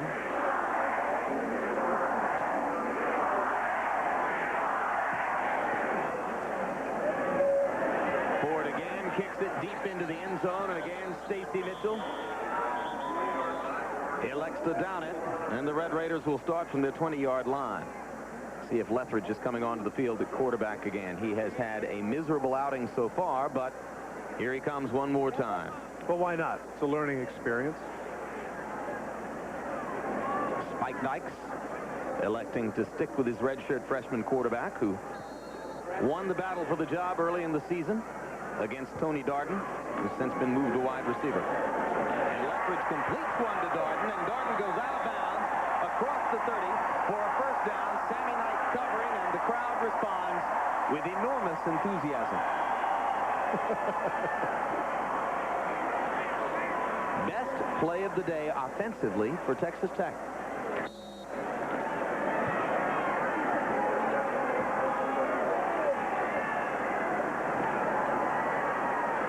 On 2nd down, another Lethbridge completion to Darden. This one for relatively short yardage, and Texas Tech elects to stop the clock with 6 seconds still remaining in the half. Hannah Storm and Paul McGuire standing by in New York. Both bands, the Texas Tech Go-In Band and the Spirit of Troy, USC Trojan Marching Band, preparing to perform here along with the Kilgore Rangerettes. Marianne Grabavoy's feature on Heisman Trophy winner Rashaan Salam. Maybe we'll find out exactly how much weight he's gained. The banquet circuit has bedeviled Heisman winners and consensus All-Americas in bowl games for years, Todd. Yeah, what's up, everyone in Colorado? Right on, SC. What's up, Bob? Well, they can afford the luxury now. Look at that smile on his face. Yeah, you can be happy when you're up 34-zip. Notice that he keeps close to Baselli. Yeah, I would too. Personal protector. I remember when Vinny Testaverde, after several weeks of banquets and trips and missing practices with his receivers, couldn't connect in the Fiesta Bowl. Lethbridge, Darden, third straight completion. Darden goes out of bounds again. Clock shows no time, so that is the end of that particular Texas Tech offensive effort. Their best of the first half. And what was, for the Red Raiders and their fans, a miserable anticlimax after 56 years of waiting to get to Dallas, leaves SC with a 34-0 halftime lead. And at this difficult moment, our Bob Golick prepares to try to talk to Texas Tech head coach Spike Dykes. And Spike, gracious as always, is ready to do it. Bob? Okay. All right, Coach Dykes. Obviously, the first half that you did not expect.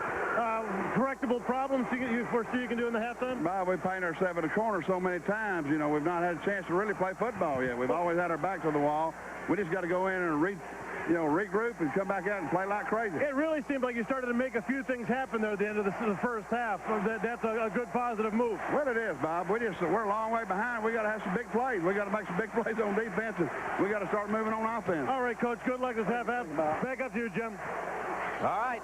Thank you very much, Bob Golick. And now on the field, the Spirit of Troy, USC Trojan Marching Band, under the direction of band director Arthur C. Bartner, celebrating his 25th year in charge of this group. 270-plus members here in the Cotton Bowl today.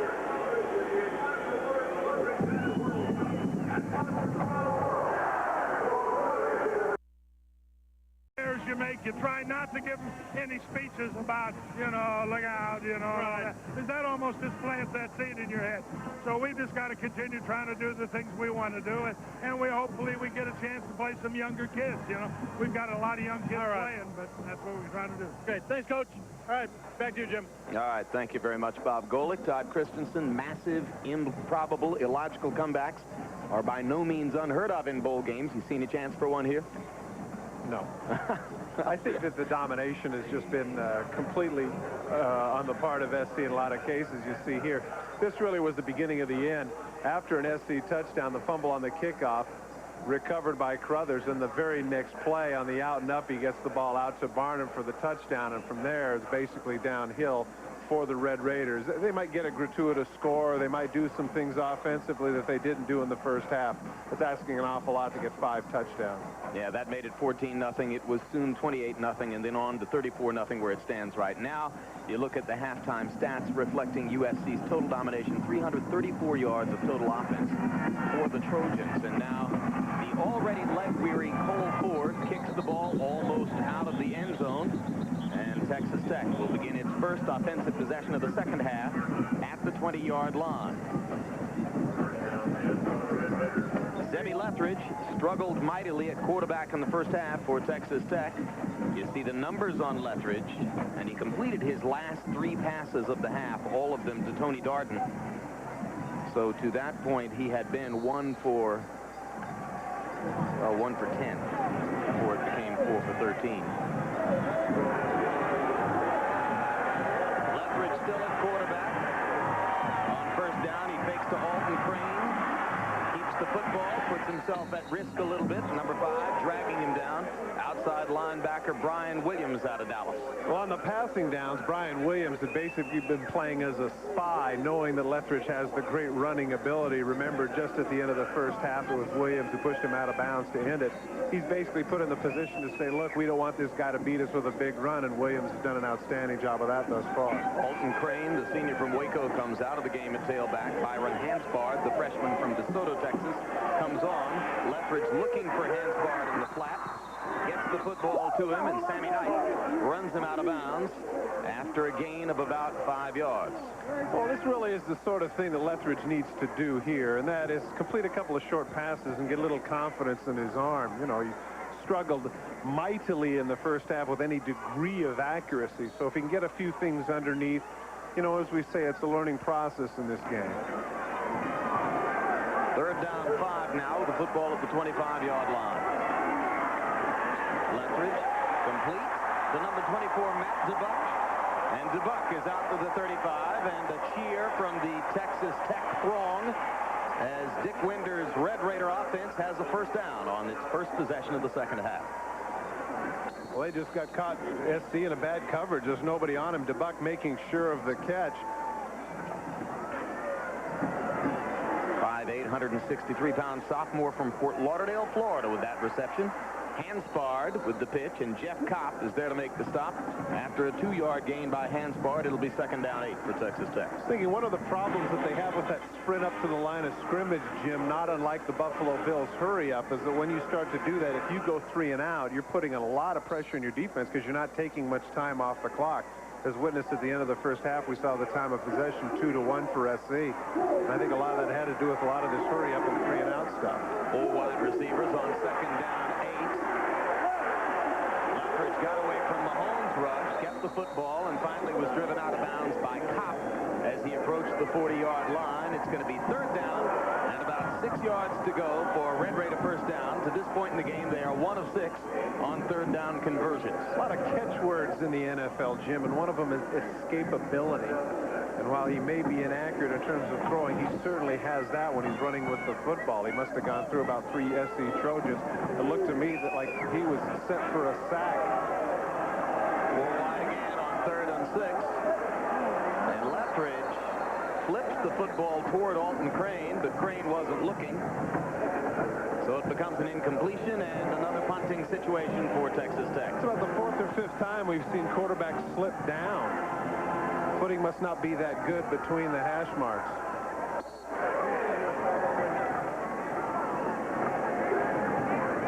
Dick Winder says, all right, Sebby, let's just keep learning. There are the numbers on Brad Cade in the first half. Ken Grace waits to receive for SC at about his 24-yard line. This one will drop and be downed. Short kick.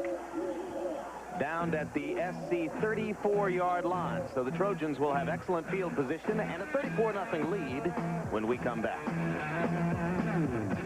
Might have been a touchdown. Bart Thomas with what amounts to a desperation shoestring tackle after the long gainer of 32 yards from Johnson to Johnson. Same route that he had earlier at the top of your screen. It's that flag route. He runs clear across the field to the opposite flag.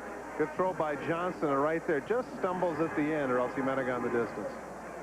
So it'll be first down from inside the Texas Tech 35-yard line. Got it. Johnson leaves the field. 6 catches, 114 yards, and 1 touchdown. Sean Walters had a running touchdown.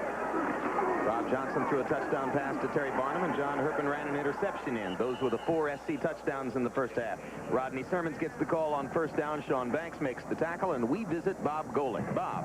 Well, I promised you guys the origin of the tortillas being thrown on the field, which, by the way, is not sanctioned by the Texas Tech faculty there. But Mary Oleg has the theory for us here. Actually, the Aggies call this the tortilla school on the hill. And since that time, we started using the tortillas and decorating them. And you said there was another one. What was the other theory? Then we did it just for the fun of it because we never win any football games. Okay, well, take your pick. They won enough to get to the Cotton Bowl this year. On 2nd down 4, Sean Walters with the football. And Walters, who ran hard in the first half, has enough for a first down here as he moves it inside the 25 to about the 22. 6 foot, 225-pound sophomore out of Arlington. Arlington, Texas, that is, very nearby. His mother, a first cousin to Earl Campbell. And some in the family call Sean Little Earl because of what they say is a physical resemblance. On 1st and 10 from the 22. This is Leonard Green. And Green, who had a couple of big plays from tailback in the first half, is stopped by Damon Wickware after a short gain.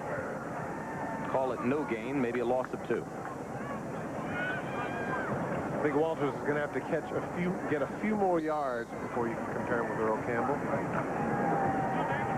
Biggest set of thighs I think I've ever seen on Earl Campbell. Amazing.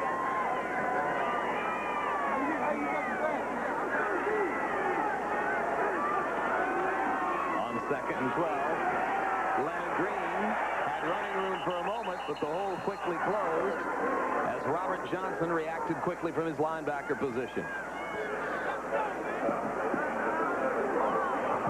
John Robinson trying to spread the wealth around, as you mentioned, 4 different tailbacks carrying the ball, giving them all an opportunity to perform in a big game like this. big bowl game. There were moments in the first half when the offensive line was performing at such a level that John could have carried the ball. At 59 years of age, yeah, it's amazing. Third down 10. Johnson down the middle to Keyshawn, and Keyshawn's got a touchdown. What an effort. Wow. Here comes the Heisman pose. No, he's not going to do it. But he does pull off the helmet and celebrate for those near enough to watch. Well, notice that he made it a point, Jim, to go over to the SC side so he wouldn't get hit with the tortillas.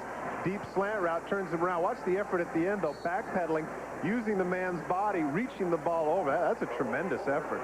You know, he has said, Jim, that he is going to come back for his senior year.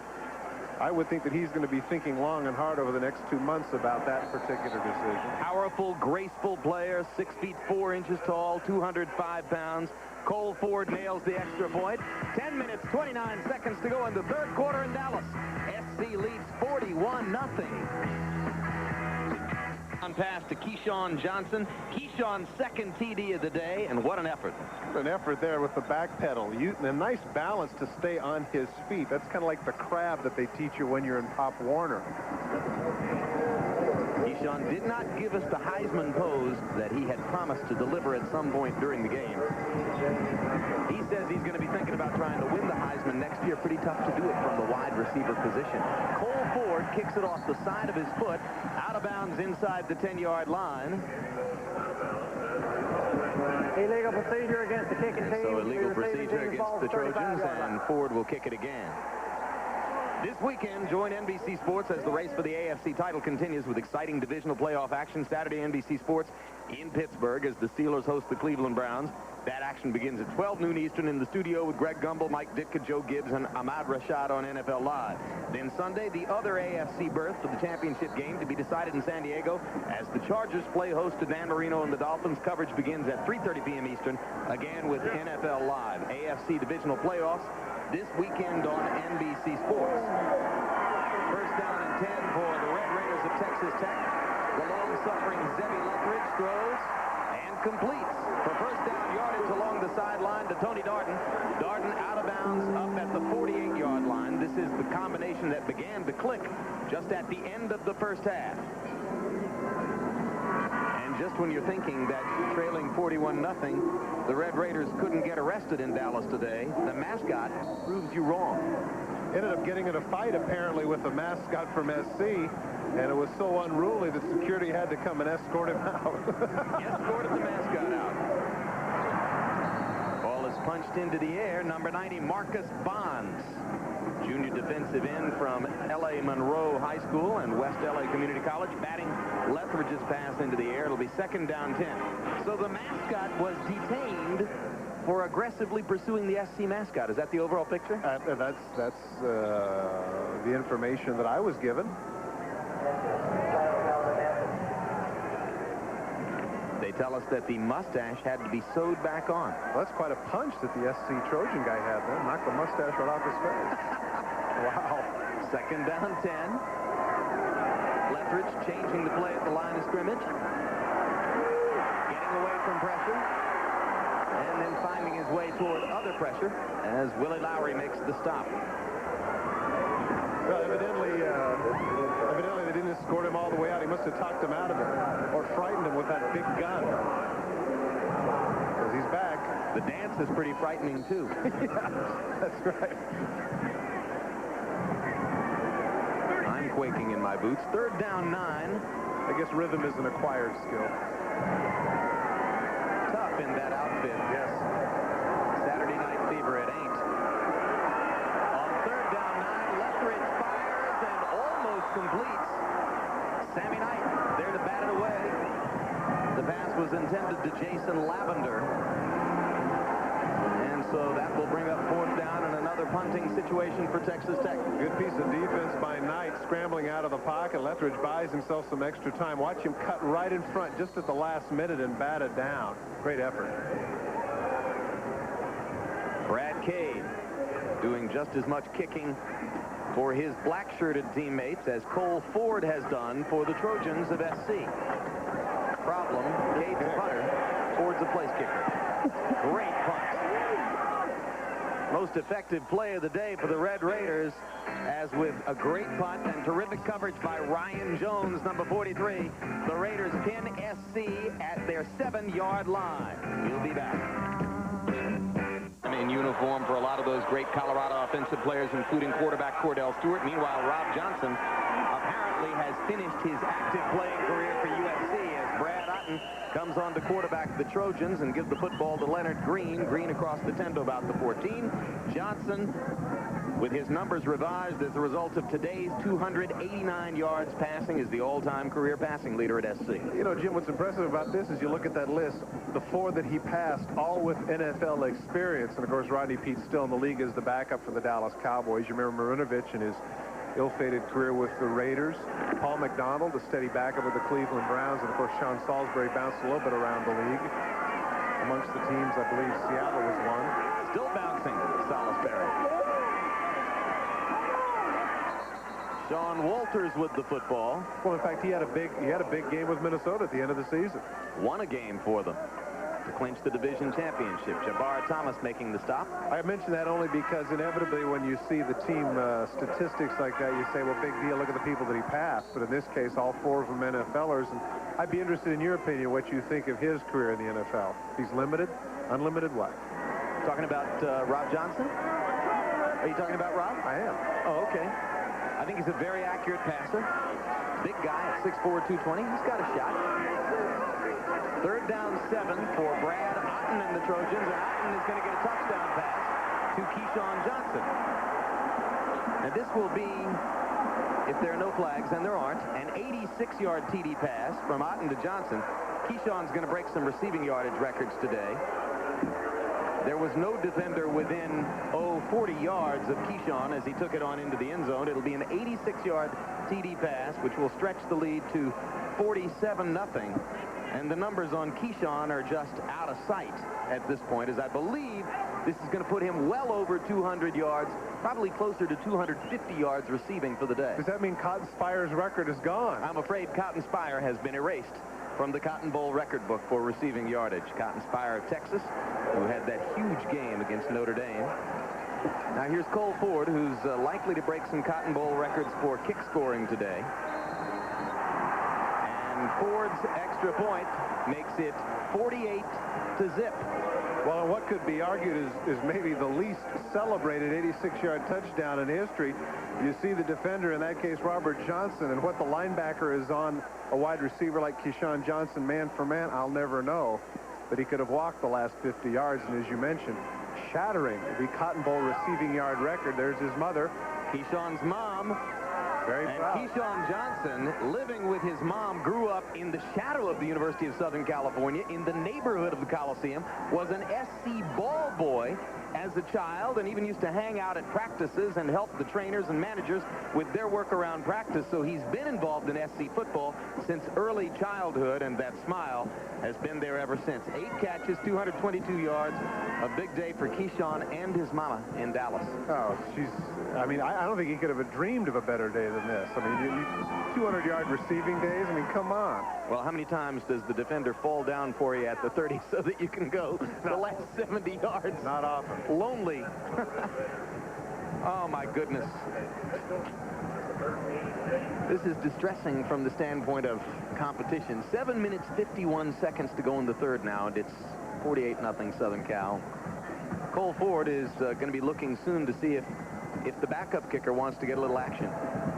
Well, maybe not. He enjoys this. Well, you keep talking about being leg weary, and the guy keeps kicking it into the end zone, so he's got some going. I'm speaking figuratively, not literally. Let's go to Bob Golick on the sideline.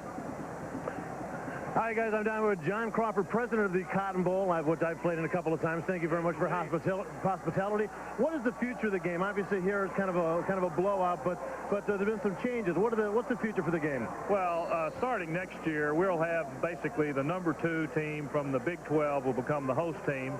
And then on the other side of the ball, you'll have the number 2 from the Pac-10 or the winner of the WAC. And we've developed a parlay with the Holiday Bowl in San Diego where we pick first and then they will pick the other team. And in the event that one of those 2 teams is in Tier 1, then Notre Dame will be considered if they're not in Tier 1. It's been a very rich history with this bowl game.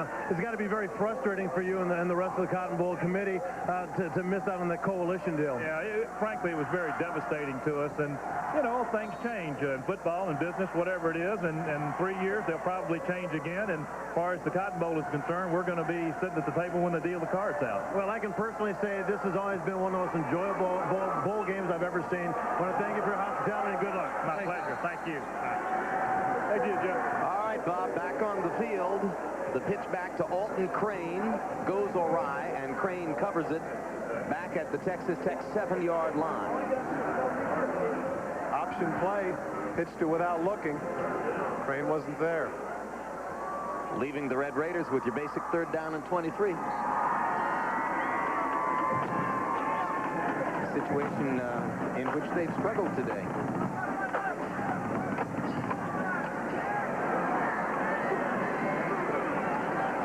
Lethbridge. Over Darden's head. Sammy Knight there on the coverage, and it will be 4th down, and now punter Brad Cade will have to stand midway deep in his end zone and kick to Ken Grace, who will be waiting at midfield or just inside it. It's a pretty good day, actually. You know, that last punt that he had, you know, down inside. 42-yarder. But not just that, but I mean, up to that point, he'd been having some, you know, having some good, some distance. SC trying for the block and almost getting it. Grace allows it to roll. It takes a Texas Tech roll, and so once again, the punt will not be returned. Marcus Colton was downfield with excellent coverage, and the Trojans are happy, leaving 48 zip. For his mother, Game Ball. Game Ball, my 8th catch, 222 yards, 3 touchdowns. There you go, Mom. Thanks. The 3rd official Cotton Bowl football that Keyshawn has had the privilege of disposing of today. You see his numbers: 8 catches, 222 yards, the 222, a Cotton Bowl record, and just 7 yards short of an SC record. On 1st down, Trojans staying conservative on the ground. Zach Thomas and Bart Thomas ganging up to stop the run after a gain of only a couple. Tony Boselli, like his teammate Rob Johnson, probably on the bench for the rest of the day.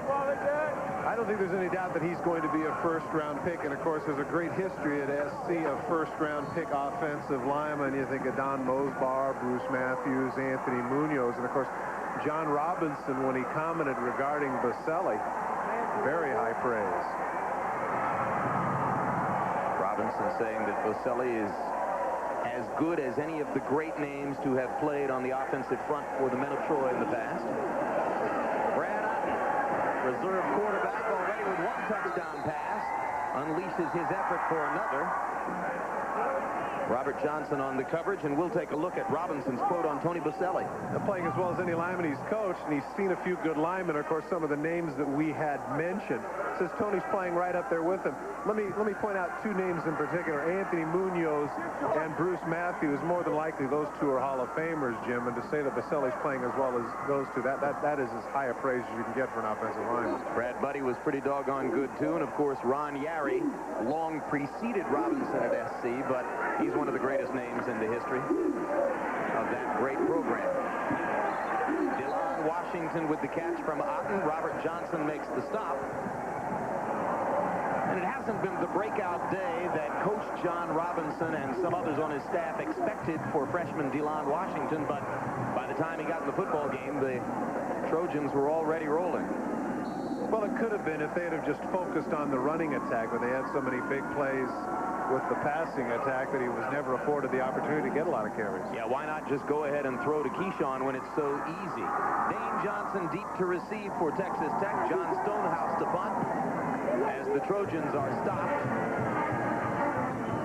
And the punt bounces into the end zone, so if it is Lethbridge and the Red Raider offense will be beginning at the 20-yard line.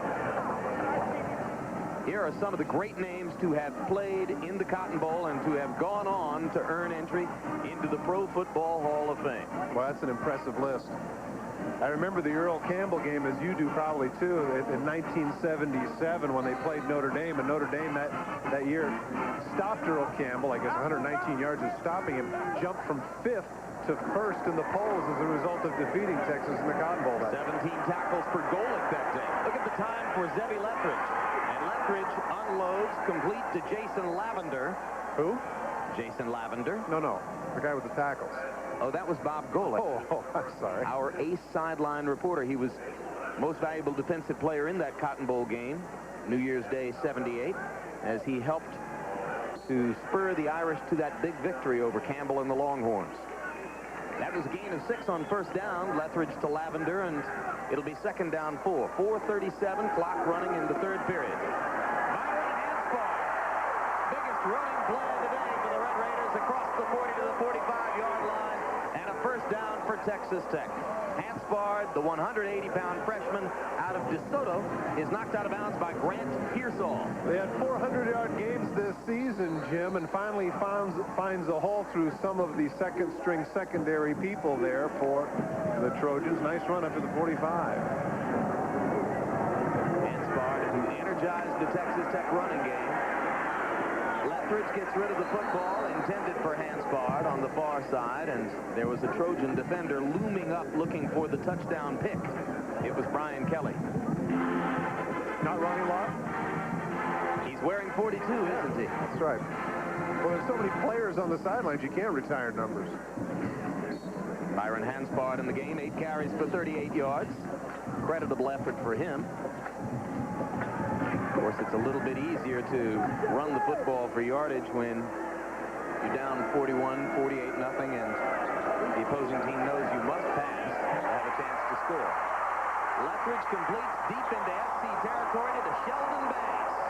Gerald Carruthers makes the stop, but another freshman with an offensive contribution for the Texas Tech Red Raiders all the way down to the 27-yard line. We've talked a little bit about Lethbridge accuracy. He struggled with it, but right there, he puts it right on the money down the middle of the field. Good extension there. Nice catch. Big game for the Red Raiders. Leading receiver all year for the Red Raiders. 34 catches on the season for Sheldon Banks, the freshman out of Odessa.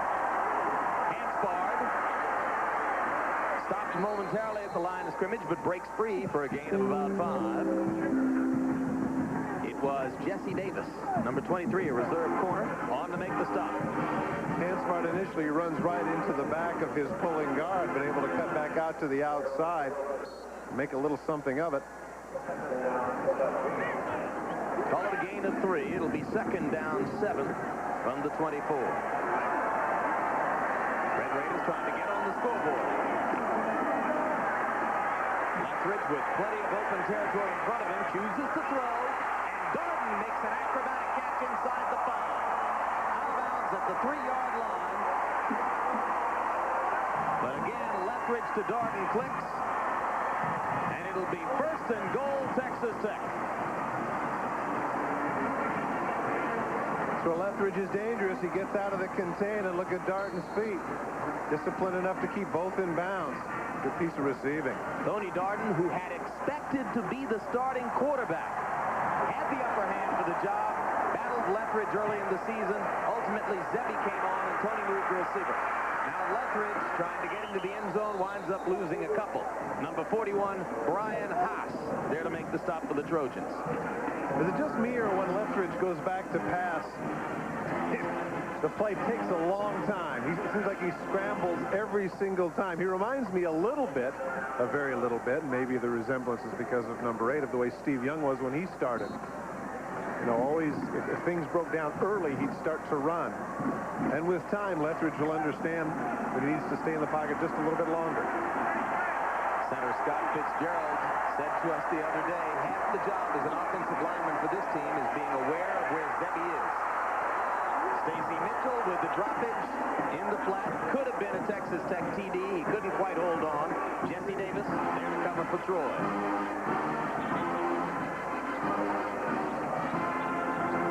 Well, nice throw, too. Droppage. Yeah, very catchable. You see Lethbridge not very happy about it. Come on, I put it out there, make the catch. Of course, remember, Stacy Mitchell, in fairness to Lethridge, 5'5" and 150 pounds. Tough From DeSoto, Texas, Byron Hanspard's high school teammates. They arrived as a package this fall in Lubbock. On third down, Lethridge is going to get in. And they're pelting the field with tortillas.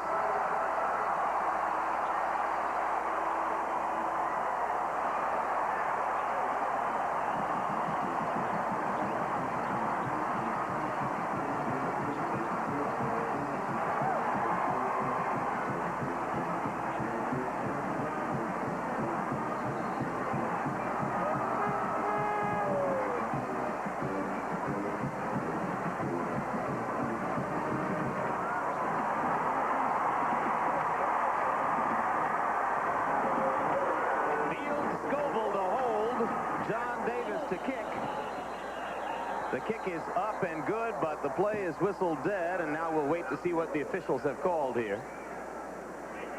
There's a fabulous familial connection story surrounding Field Scoville, the man who held for that kick. Before the ball was snapped, movement by the offense, 5 yards, still 1 try. Well, they'll have to make another try at the PAT. There's Scoville, the sophomore wide receiver from here in Dallas. His grandfather, Field Scoville, for a long time, in fact, for decades, the guiding light of the Cotton Bowl. He was known here in town as Mr. Cotton Bowl.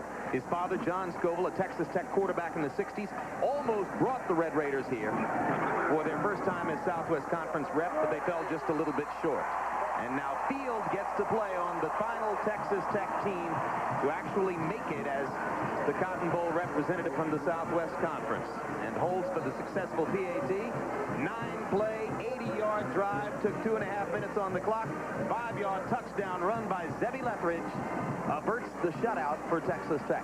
Well, Lethridge is a freshman. These aren't the first, and they certainly aren't going to be the last tacklers that have been made foolish by his scrambles.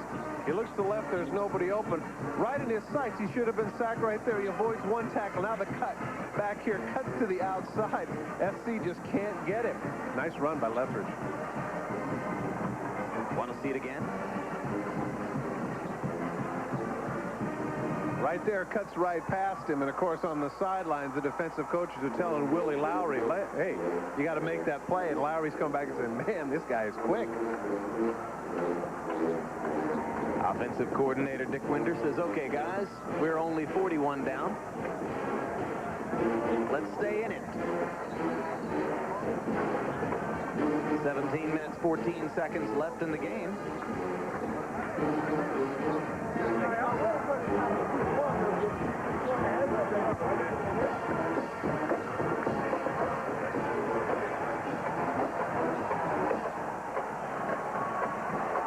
Texas Tech with an unusual kickoff lineup. As you can see, they have lined up with 6 players back at the 15. Now they get a full running start. Here comes the onside try. And it looks like the Red Raiders have covered it.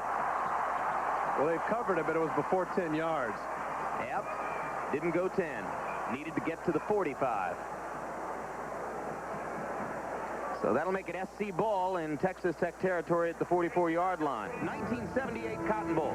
The Irish came into the game ranked 5th in the polls. Texas came in ranked number 1, inside track to the national championship. Heisman Trophy winner Earl Campbell. But Bob Golick had 17 tackles and helped to stop Campbell for much of the day. Joe Montana threw for a touchdown. The Irish withstood the 100-yard effort by Campbell and moved from 5th in the polls to unanimous national champs that year. Under Dan Devine, the beneficiary of his team's inspired play that day here in Dallas. On first down for SC, Otten throws complete to Ken Grace, and Grace is close to a first down near the Texas Tech 30-yard line. As we bring you back live, and obviously we showed you that Notre Dame-Texas flashback largely because our sideline reporter Bob Golick, with his 17 tackles, was the defensive most valuable player of that game. And very shortly we'll be going down to Bob to offer a chance for his recollections on that day. Second down, less than a yard to go for a first down. Otten drops straight back and says, let's try for a touchdown, and throws it. Incomplete, intended for Larry Parker, and the flag goes down. No, Tortillas go down as Verone McKinley covers Parker in the end zone. Hard to tell the flags from the tortillas, especially when they're corn tortillas, as many of them are. Well, Verone McKinley, for being a second stringer, stride for stride. Good piece of coverage there. It's not quite as difficult to separate the penalty flags, which are bright yellow, from the flour tortillas.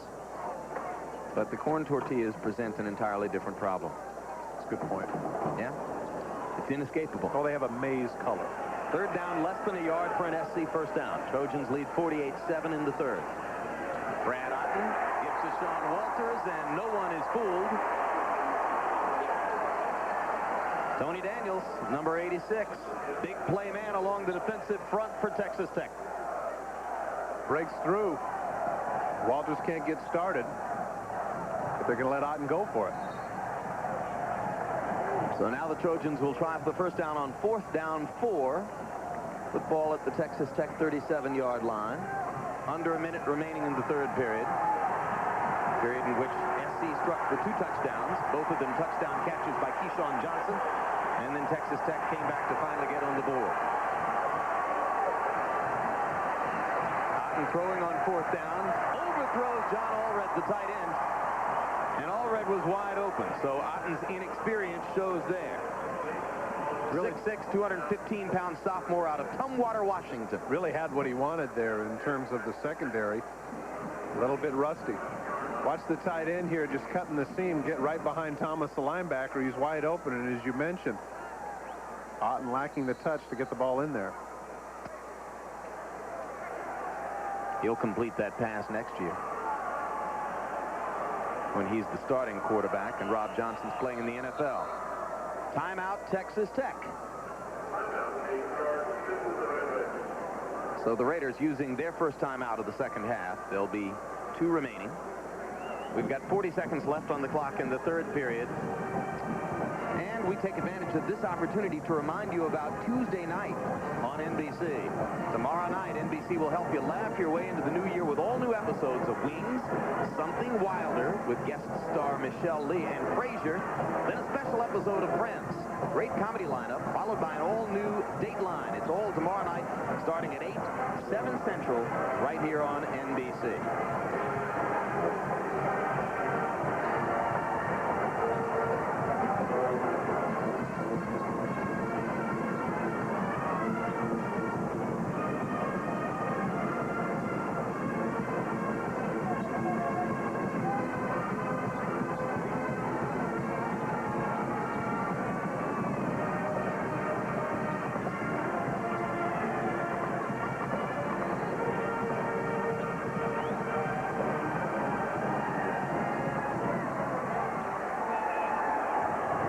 Team is down 48-7. Nothing will dampen Red Raider enthusiasm in Dallas today. Zebby Lethbridge throws complete to Tony Darden, and the Red Raiders, suddenly resurgent on offense, have another first down. Mario Bradley now in the game at corner, the former free safety for SC making the stop. Deep rollout with the comeback route, has the defender looking in the backfield, comes right back to the ball. You know what? I have to say they're developing a pretty good rapport today, even though they're getting hammered. Lethbridge and Darden seem to be on a good wavelength. On 1st and 10 from the SC 47, Lethbridge completes the screen to Rod Hobbs, and Hobbs fights for yardage inside the SC 45 to about the 43 before Stuart Gage, number 79, makes the stop. And with that, the third quarter comes to a close in Dallas.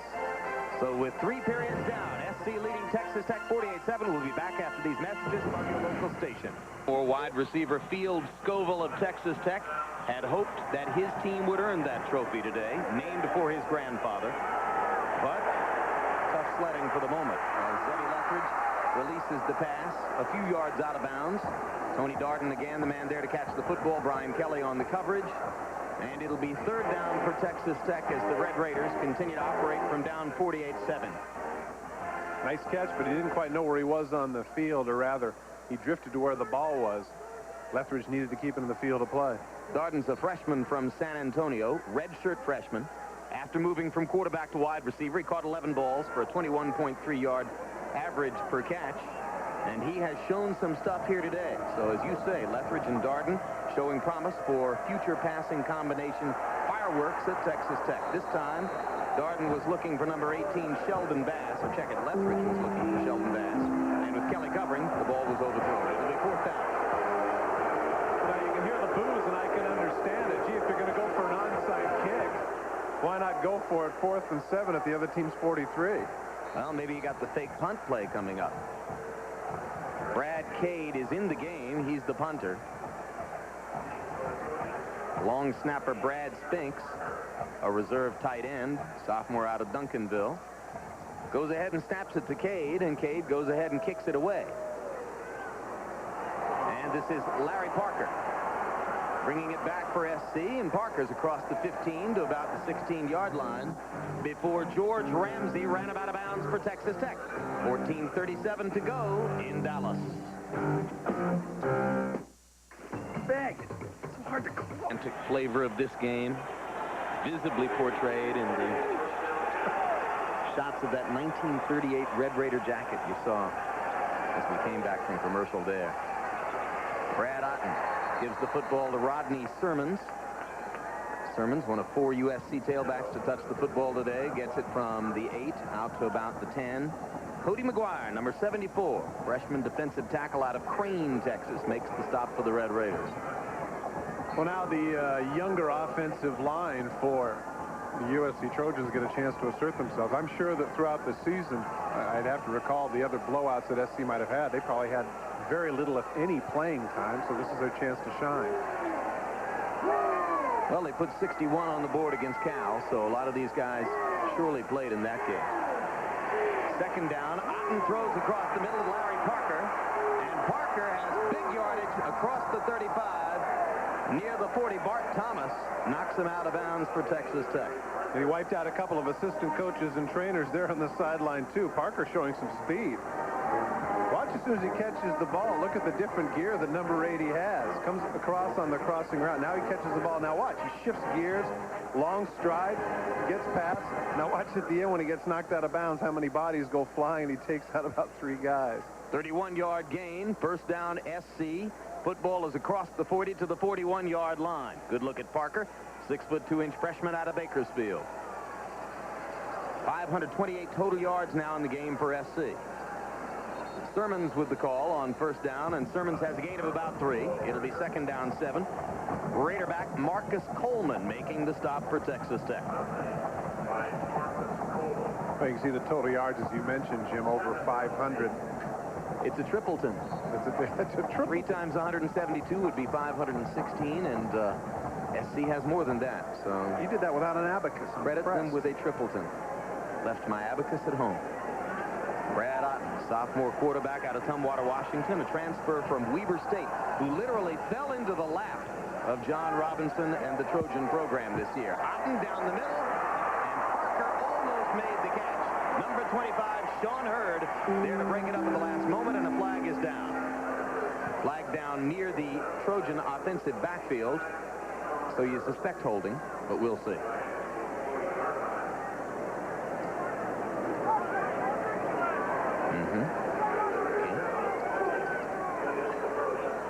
Well, can I tell you about Otten, Todd, while we get ready to mark this off? Holding to the offense on the play, 10 yards. It's a great story, yeah. 2nd down. Please. He's a little bit older than the average college sophomore because he had a 2-year Mormon mission in Italy. Then he went to Weber State, Division I AA, had 1 record-breaking season there and said, maybe I should be playing at a higher level. Wanted to go to Washington State, but Mike Price was already overloaded with quarterbacks in the Cougar program, so Brad turned around and said, well, maybe SC. I've heard of that student body right, student body left stuff. But I also remember hearing about a big red-headed quarterback who never had a Big Mac in his life. Sounds intriguing. Sean Walters with the call. And Walters, on 2nd down, is stopped by Bart Thomas and Zach Thomas after a very short game. So Otten winds up coming from Tumwater, Washington to the program where the red-headed quarterback who never had a Big Mac once played, and that, of course, was famous surfer Todd Marinovich.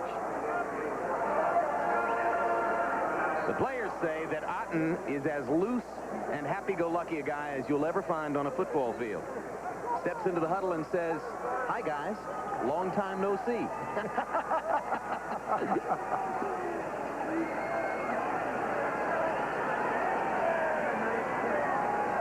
Third down 17 now for SC with 12:15 remaining in the game, and we'll get a look at Otten's arm, and Larry Parker is unable to hold on to the football as the Trojans tried to get the yardage underneath with the pass and run. You know, earlier in the season when Johnson had hurt his ankle, Otten did a credible job stepping in for him, and as you mentioned, I think that his attitude of being loose was helpful. I mean, Weber State is certainly not USC in terms of big-time football, but he came in there and just did an admirable job, and nothing fazed him. Well, he certainly isn't in awe of the mystique of the program. On field to punt it away is number 17, John Stonehouse of SC. Stonehouse's powerful leg delivers the ball inside the Texas Tech 20, number 10. Bo Adams on the reception there. And Jesse Davis was downfield to cover and see to it that Adams had nowhere to go. It'll be Texas Tech football inside their own 20-yard line when we come back. Dallas, USC leading Texas Tech 48-7, and let's properly document this fumble by Bo Adams off that punt by John Stonehouse. It was recovered by Texas Tech. So Zebby Lethridge and company operating again from inside their 20. And Lethridge has about an 8-yard scramble before Scott Fields was there to force him out of bounds for USC. And now Lethridge is down momentarily. And Texas Tech trainers are on the spot.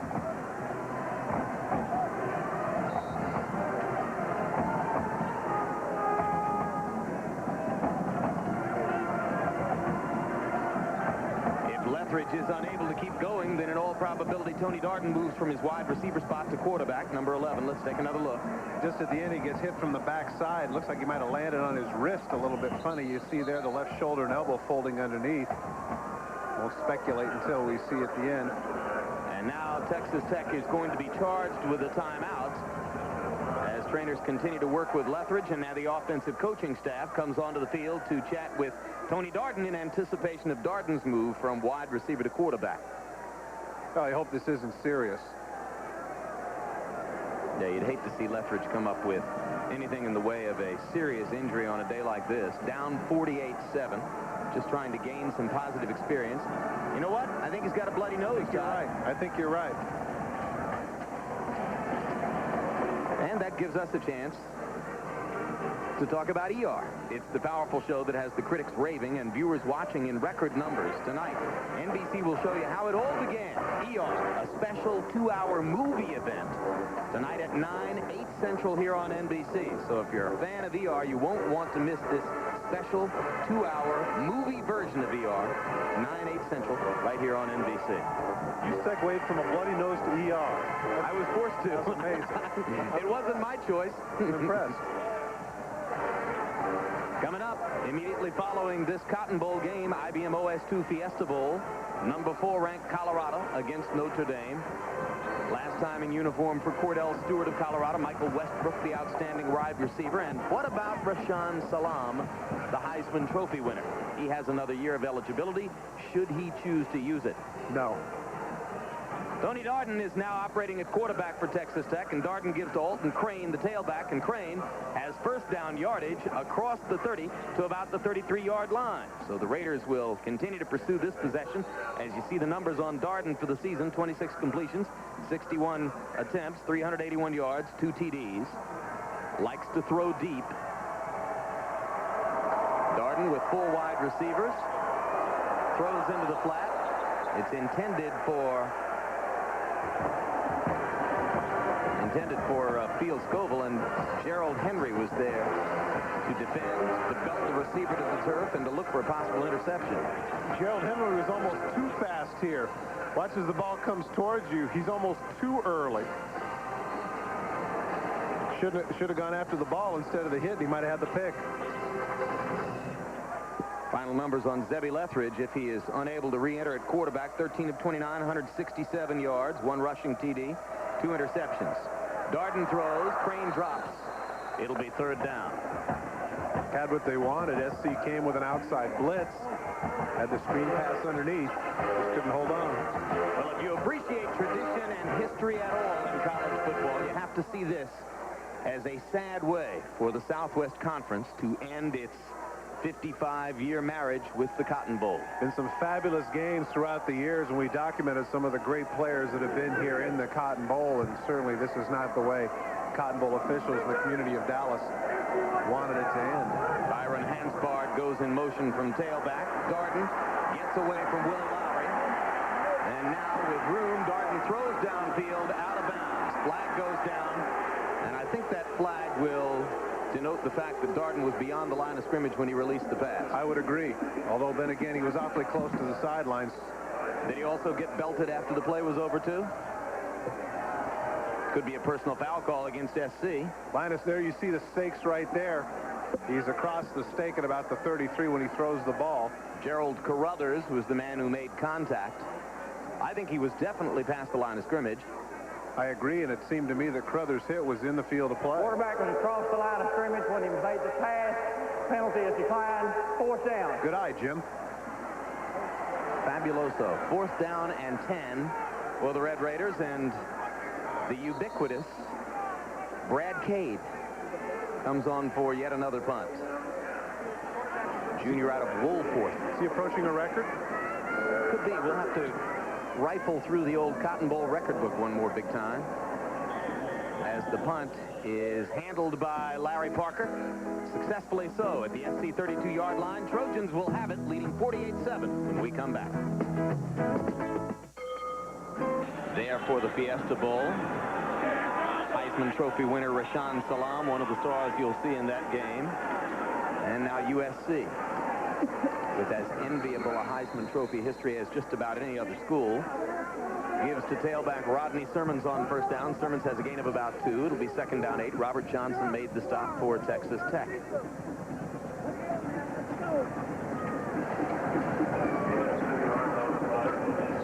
SC's present athletic director, John Robinson's boss, is the man who was the first of SC's Heisman Trophy winners, Mike Garrett. Got the trophy in 1965. Remember the clinching touchdown in Super Bowl IV, just before the half. Zebby Lethridge with his now bloodied nose. I wonder if it's broken. Why they're holding it so tight, it looks like it might be. Sean Walters, the sophomore from Arlington, Texas, who earlier today got his 11th touchdown of this football year, gets the call on 2nd down. We take a look at the SC Heisman Trophy winners, all of them running backs. Mike Garrett, O.J. Simpson, Charles White, Marcus Allen. Both White and Allen won the trophy during John Robinson's first tenure as head coach at SC. Interesting that Charles White won the trophy with the fullback, Marcus Allen. And then the next year when Charles White was gone, Allen went to tailback. Of course, had the 2 great years there as the main man. Still holds the NCAA record for most 200-yard games in the season by a Division I AA rusher. 2nd most yards in the season. Otten throws down the middle. And Laval Woods in the football game at fullback has the catch and an SC 1st down, and Otten gets up slowly after having been belted by Ryan Donahue. One of the advantages, as you mentioned, of being 6'6" and 200+ pounds, you know, you just can't afford the luxury anymore of having a quarterback who's slight or frail because they take so many hits. His offensive lineman actually gets pushed into him. Watch from the left of your screen. You're going to see, well, we're not going to get a chance. You're going to see a pass reception, yeah. Here it is. Number 63 for the USC Trojans, Andre Abrams, gets pushed into him. Fortunately, he's all right. Walters met at the line of scrimmage, and now the Red Raiders swarm over him. It'll be a loss of about a yard, and 2nd down 11. William Ritter, number 99, a senior from Odessa, oldest player on the Texas Tech team, getting onto the field to play in the Cotton Bowl at age 24. I'm interested in your speculation as to why Walters is still in the game. He's starting tailback. Oh, because he's 225 pounds and therefore the most durable of the 4 SC tailbacks. So if this is going to be heavy metal against a Texas Tech defense that's grinding it out down the stretch, he's less in danger of being injured than, say, Green, Sermons, or Washington. How's that for a wild guess? Bogus. Bogus, huh? Possibly. Second down 11 with 8 minutes, 10 seconds to go. William Ritter with the football. Or check it. William Ritter with the tackle. I was just thinking that maybe they wanted to get him 100 yards. Rodney Sermons with the football. Think they wanted to get him 100 yards? If they get him 106 yards and they combine the bowl numbers with regular season numbers, he would have had a 1,000-yard year. I personally don't think of that as a 1,000-yard year, incidentally.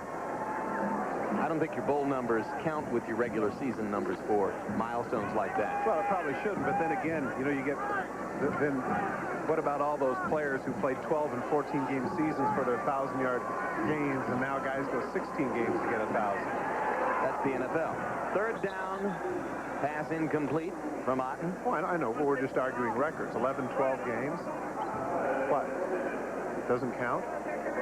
There's one of the SC Heisman Trophy winners, Charles White, now on John Robinson's staff as the running backs coach. I can read.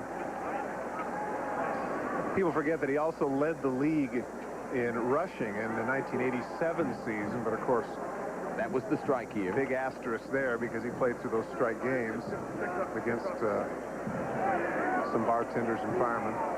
Dane Johnson is deep to receive as John Stonehouse punts it away for SC, and Johnson fumbles the football, and it looks like a white jersey might have gotten to it. It would give SC another possession and a possible scoring threat inside the Texas Tech 20 if the officials agree with all those SC players who are pointing toward that goal line, and they do. SC football. Here's the fumble. Just coming off his foot there, he just couldn't quite corral it. It's unfortunate. Scott Fields, number 6, the junior out of Ontario Bishop High School, was the man who got on the football for SC. Keith Burns, brand new SC defensive coordinator, going into next year, pats Fields on the helmet and says, "You'll make a lot of plays like that for me next year, Scott. I promise you, you will." Bishop Amat rings the bell. Big-time high school. Tremendous football program. Recently played before, I think, more than 30,000 in the Big A in Anaheim for regional high school championship. Wasn't Bishop Amat the school with J.K. McKay and Pat Hayden? Yes. Otten's pass is caught by Anthony Volsan, and there's another one of those Heisman Trophy winners from the man who, as I mentioned, is now the athletic director at SC, Mike Garrett. What a classy man he is. He was one of those running backs early on, remember, Jim, that they said was just too small. You know, he just can't play in the NFL. He's too small. He's only 5'9", and of course now he's got to be laughing at the fact that now all the great runners in the National Football League, Emmitt Smith, Thurman Thomas, Barry Sanders, they're not too small. Hank Stram, ahead of his time with the Chiefs, found a way to hide Garrett behind the Jim Tyrers of the world. The give is to Rodney Sermons, and Sermons is inside the 15 on second down. Marcus Coleman there to make the stop for Texas Tech. Clock running down toward the 6-minute mark. Trojans leading 48-7. Questions remaining. Will they go over 50? Will they achieve the largest margin of victory in the 59-year history of the game? Both of those goals now 14 yards away. Well, actually a field goal away. 43 points, the margin of victory is the record, 46-3 a couple of years ago when Miami defeated Texas. And of course, a field goal, 51-7, would give them 44.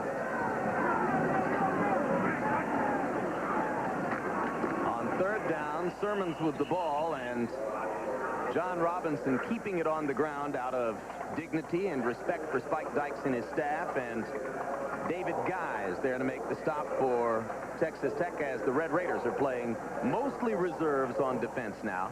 It'll be fourth down from the 14-yard line, and Todd, we're in four-down territory under these circumstances. Yeah, I think you're right. I think that they're going to run the ball, and I think the operative word there was dignity. John Robinson has no intention of trying to get over the 50-point mark. It's no big deal for him. The game is well in hand. No desire to embarrass the Red Raiders or Dykes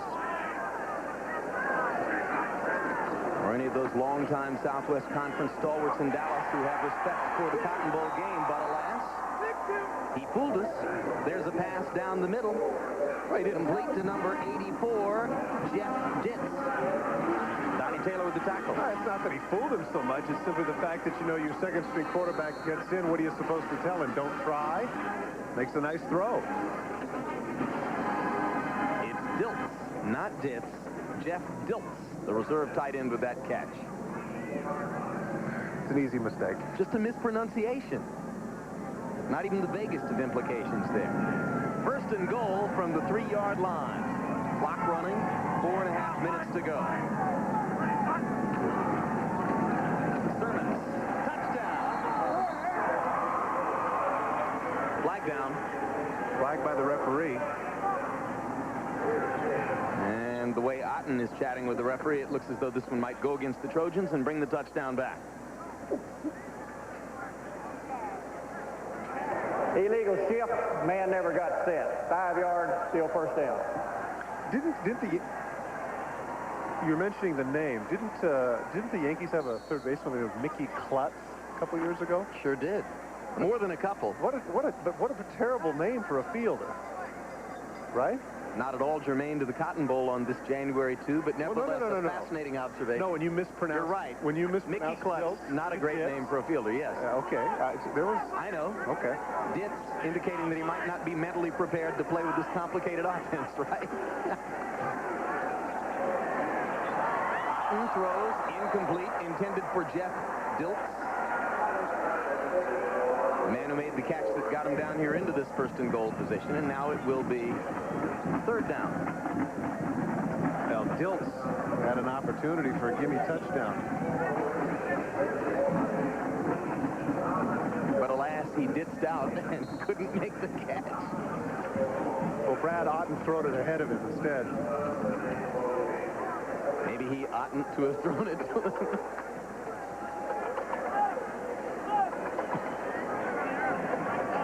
After the penalty, it is second down and goal from the 8. Called to third. The penalty preserved it down, and now Rodney Sermons gets inside the 5 to about the 4 before Donnie Taylor and Robert Johnson make the stop, and here it will be third down and goal. Well, this is 4-down territory. I'm guessing here that they're saying to themselves, let's see if we can do it with our offensive line. Let's punch it in between the tackles. Rodney Sermons was in the end zone once, but that touchdown was called back as the result of the illegal shift. So now the Trojans will go on third and goal from the 4. Of course, the play action pass that they add to Diltz, they might give that a shot. Sermons.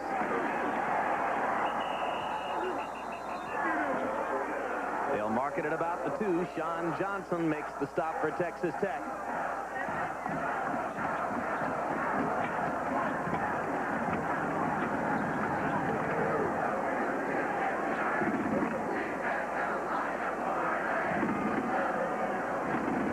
And now, once again, as we mentioned, 4-down territory. Football is at the 2-yard line. Otten has his instructions from the sideline. Red Raiders ought to be well advised to expect a running play at this point, I think. Although on the most recent 4th down try, Otten threw to Diltz down the middle. Now here he's going to throw again. And Diltz makes the catch. Donnie Taylor was there, number 49, to cover, but Diltz had enough daylight to reach out and cradle the Otten throw with one hand, and so the touchdown catch for 21-year-old sophomore tight end Jeff Diltz out of West Covina, California. Boy, did he get away with a push, but that was a nice catch. He just completely pushes Donnie Taylor out of the way, reaches back with the one hand and comes up with it. Nice catch. And you mentioned Pat Hayden. Diltz is from West Covina. That's Pat Hayden's hometown.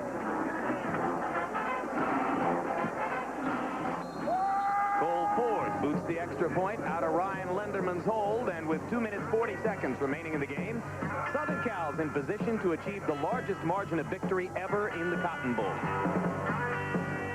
The Cotton Bowl on the State Fairgrounds in Dallas. USC now leads Texas Tech 55-7 with 2 minutes 40 seconds remaining after Brad Otten's second touchdown pass of the game. The reserve quarterback completing from 2 yards out on 4th down to reserve tight end Jeff Diltz. And the extra point by Ford makes it 55 SC, 7 for Texas Tech. Now Ford to kick off yet again. Exceptionally short kick for Ford. Is fielded on the fly by one of the up men for Texas Tech. And number 42 for Texas Tech is knocked down. Now, because of the length of today's game, we're going to let many of you go. Those of you in Texas and Southern California will remain here for the completion of the Cotton Bowl. We're going to send the rest of you all across the country out to Phoenix to pick up the Fiesta Bowl with Charlie Jones and Randy Cross. Let's take you to Charlie right now.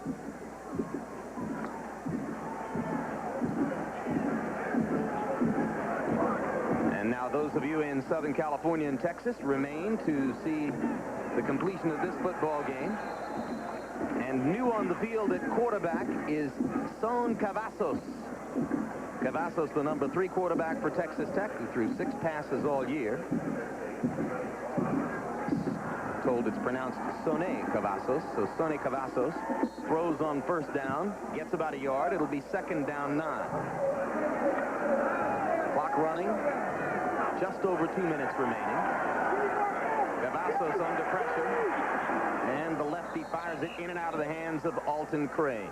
Today's genuine Chevrolet players of the game are Keyshawn Johnson of USC and Marcus Coleman of Texas Tech. In conjunction with the program, Chevrolet will contribute $2,000 to the National Association of Student Financial Aid Administrators for disbursement to deserving college students so that they may continue their education in honor of Keyshawn Johnson and Marcus Coleman. Today's Chevrolet players of the game in the Cotton Bowl. 3rd down, 9 yards to go for the Red Raiders of Texas Tech at their own 32-yard line. Lavender in motion. Cavazos' throw is almost intercepted, intended for Malcolm McKenzie. It was number 22 of USC, Tariel Hopper, who had a chance at the football and couldn't quite hold on. Well, they're going to give Sonny a chance at it here on 4th and long.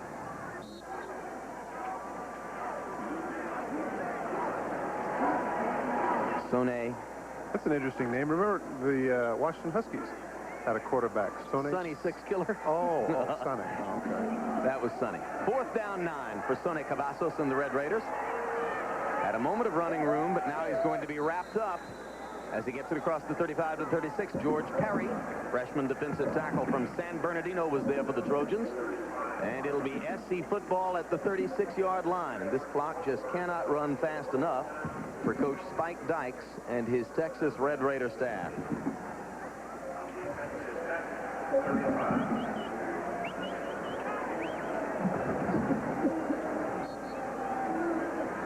New quarterback for SC.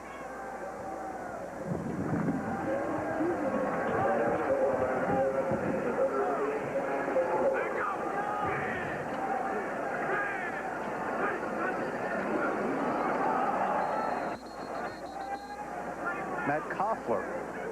That's right. Number 3 QB Matt Koffler on the game for USC. Thank you, Todd.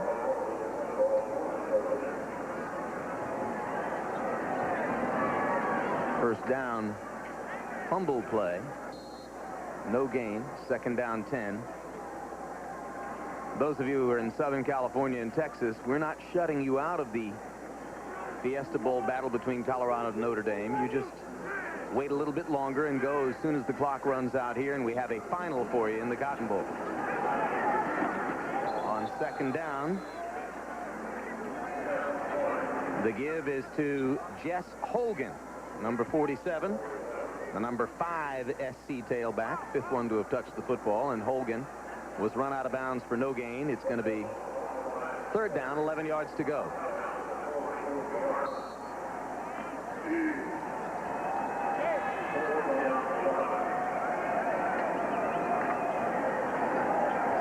Third down 11. Holgan at tailback. Koppler at quarterback. Red Raiders looking for the run and stopping it at the line of scrimmage. Terry Barnum carried the football. Eric Butler made the stop for Texas Tech. Another Cotton Bowl record. Most total yards offensively for one team. Previous record, Arkansas in 1990. Now, if the quarterback's to kneel down here, technically, if he steps back and kneels down a yard behind the line of scrimmage, then that record would be tied. Southwest Conference's host involvement in the Cotton Bowl will end with 7 consecutive losses by the Southwest Conference representative. Mark of the hard times on which that conference fell in recent years. Holgan with the football on 4th down is stopped short of the 1st down by Dane Johnson of Texas Tech. So as the clock runs, the Red Raiders will have one more chance with the ball at their 30-yard line. Mike Garrett on the sideline to congratulate his coach, John Robinson. John says, well, I was reasonably satisfied with the way we played in the first half when we went up 34-0, but... Well, especially in the first quarter, their offense was just an absolute juggernaut. They look terrific. Sonny Cavazos throws complete. Nice throw. Down the middle to Field Scoville. And that'll make a lot of hearts happy in Dallas. Field Scoville, the man whose grandfather was for decades Mr. Cotton Bowl in this town, has a catch that will be remembered in his family for a long, long time.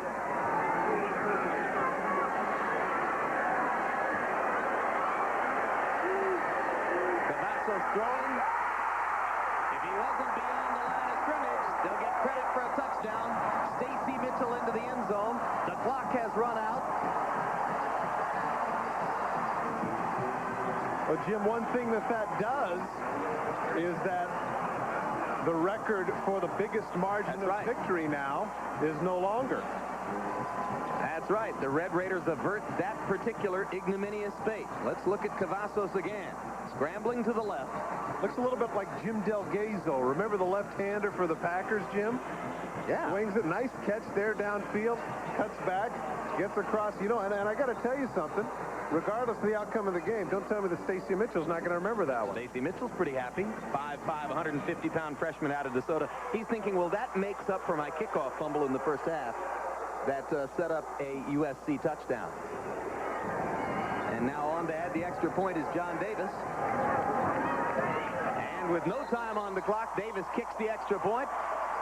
It goes through and makes it 55-14. So a moment of celebration for the Raiders amid this crushing defeat. Again, the final score, Trojans 55, Red Raiders 14. Coming up next, the IBM OS2 Fiesta Bowl with the Colorado Buffaloes battling the Fighting Irish of Notre Dame.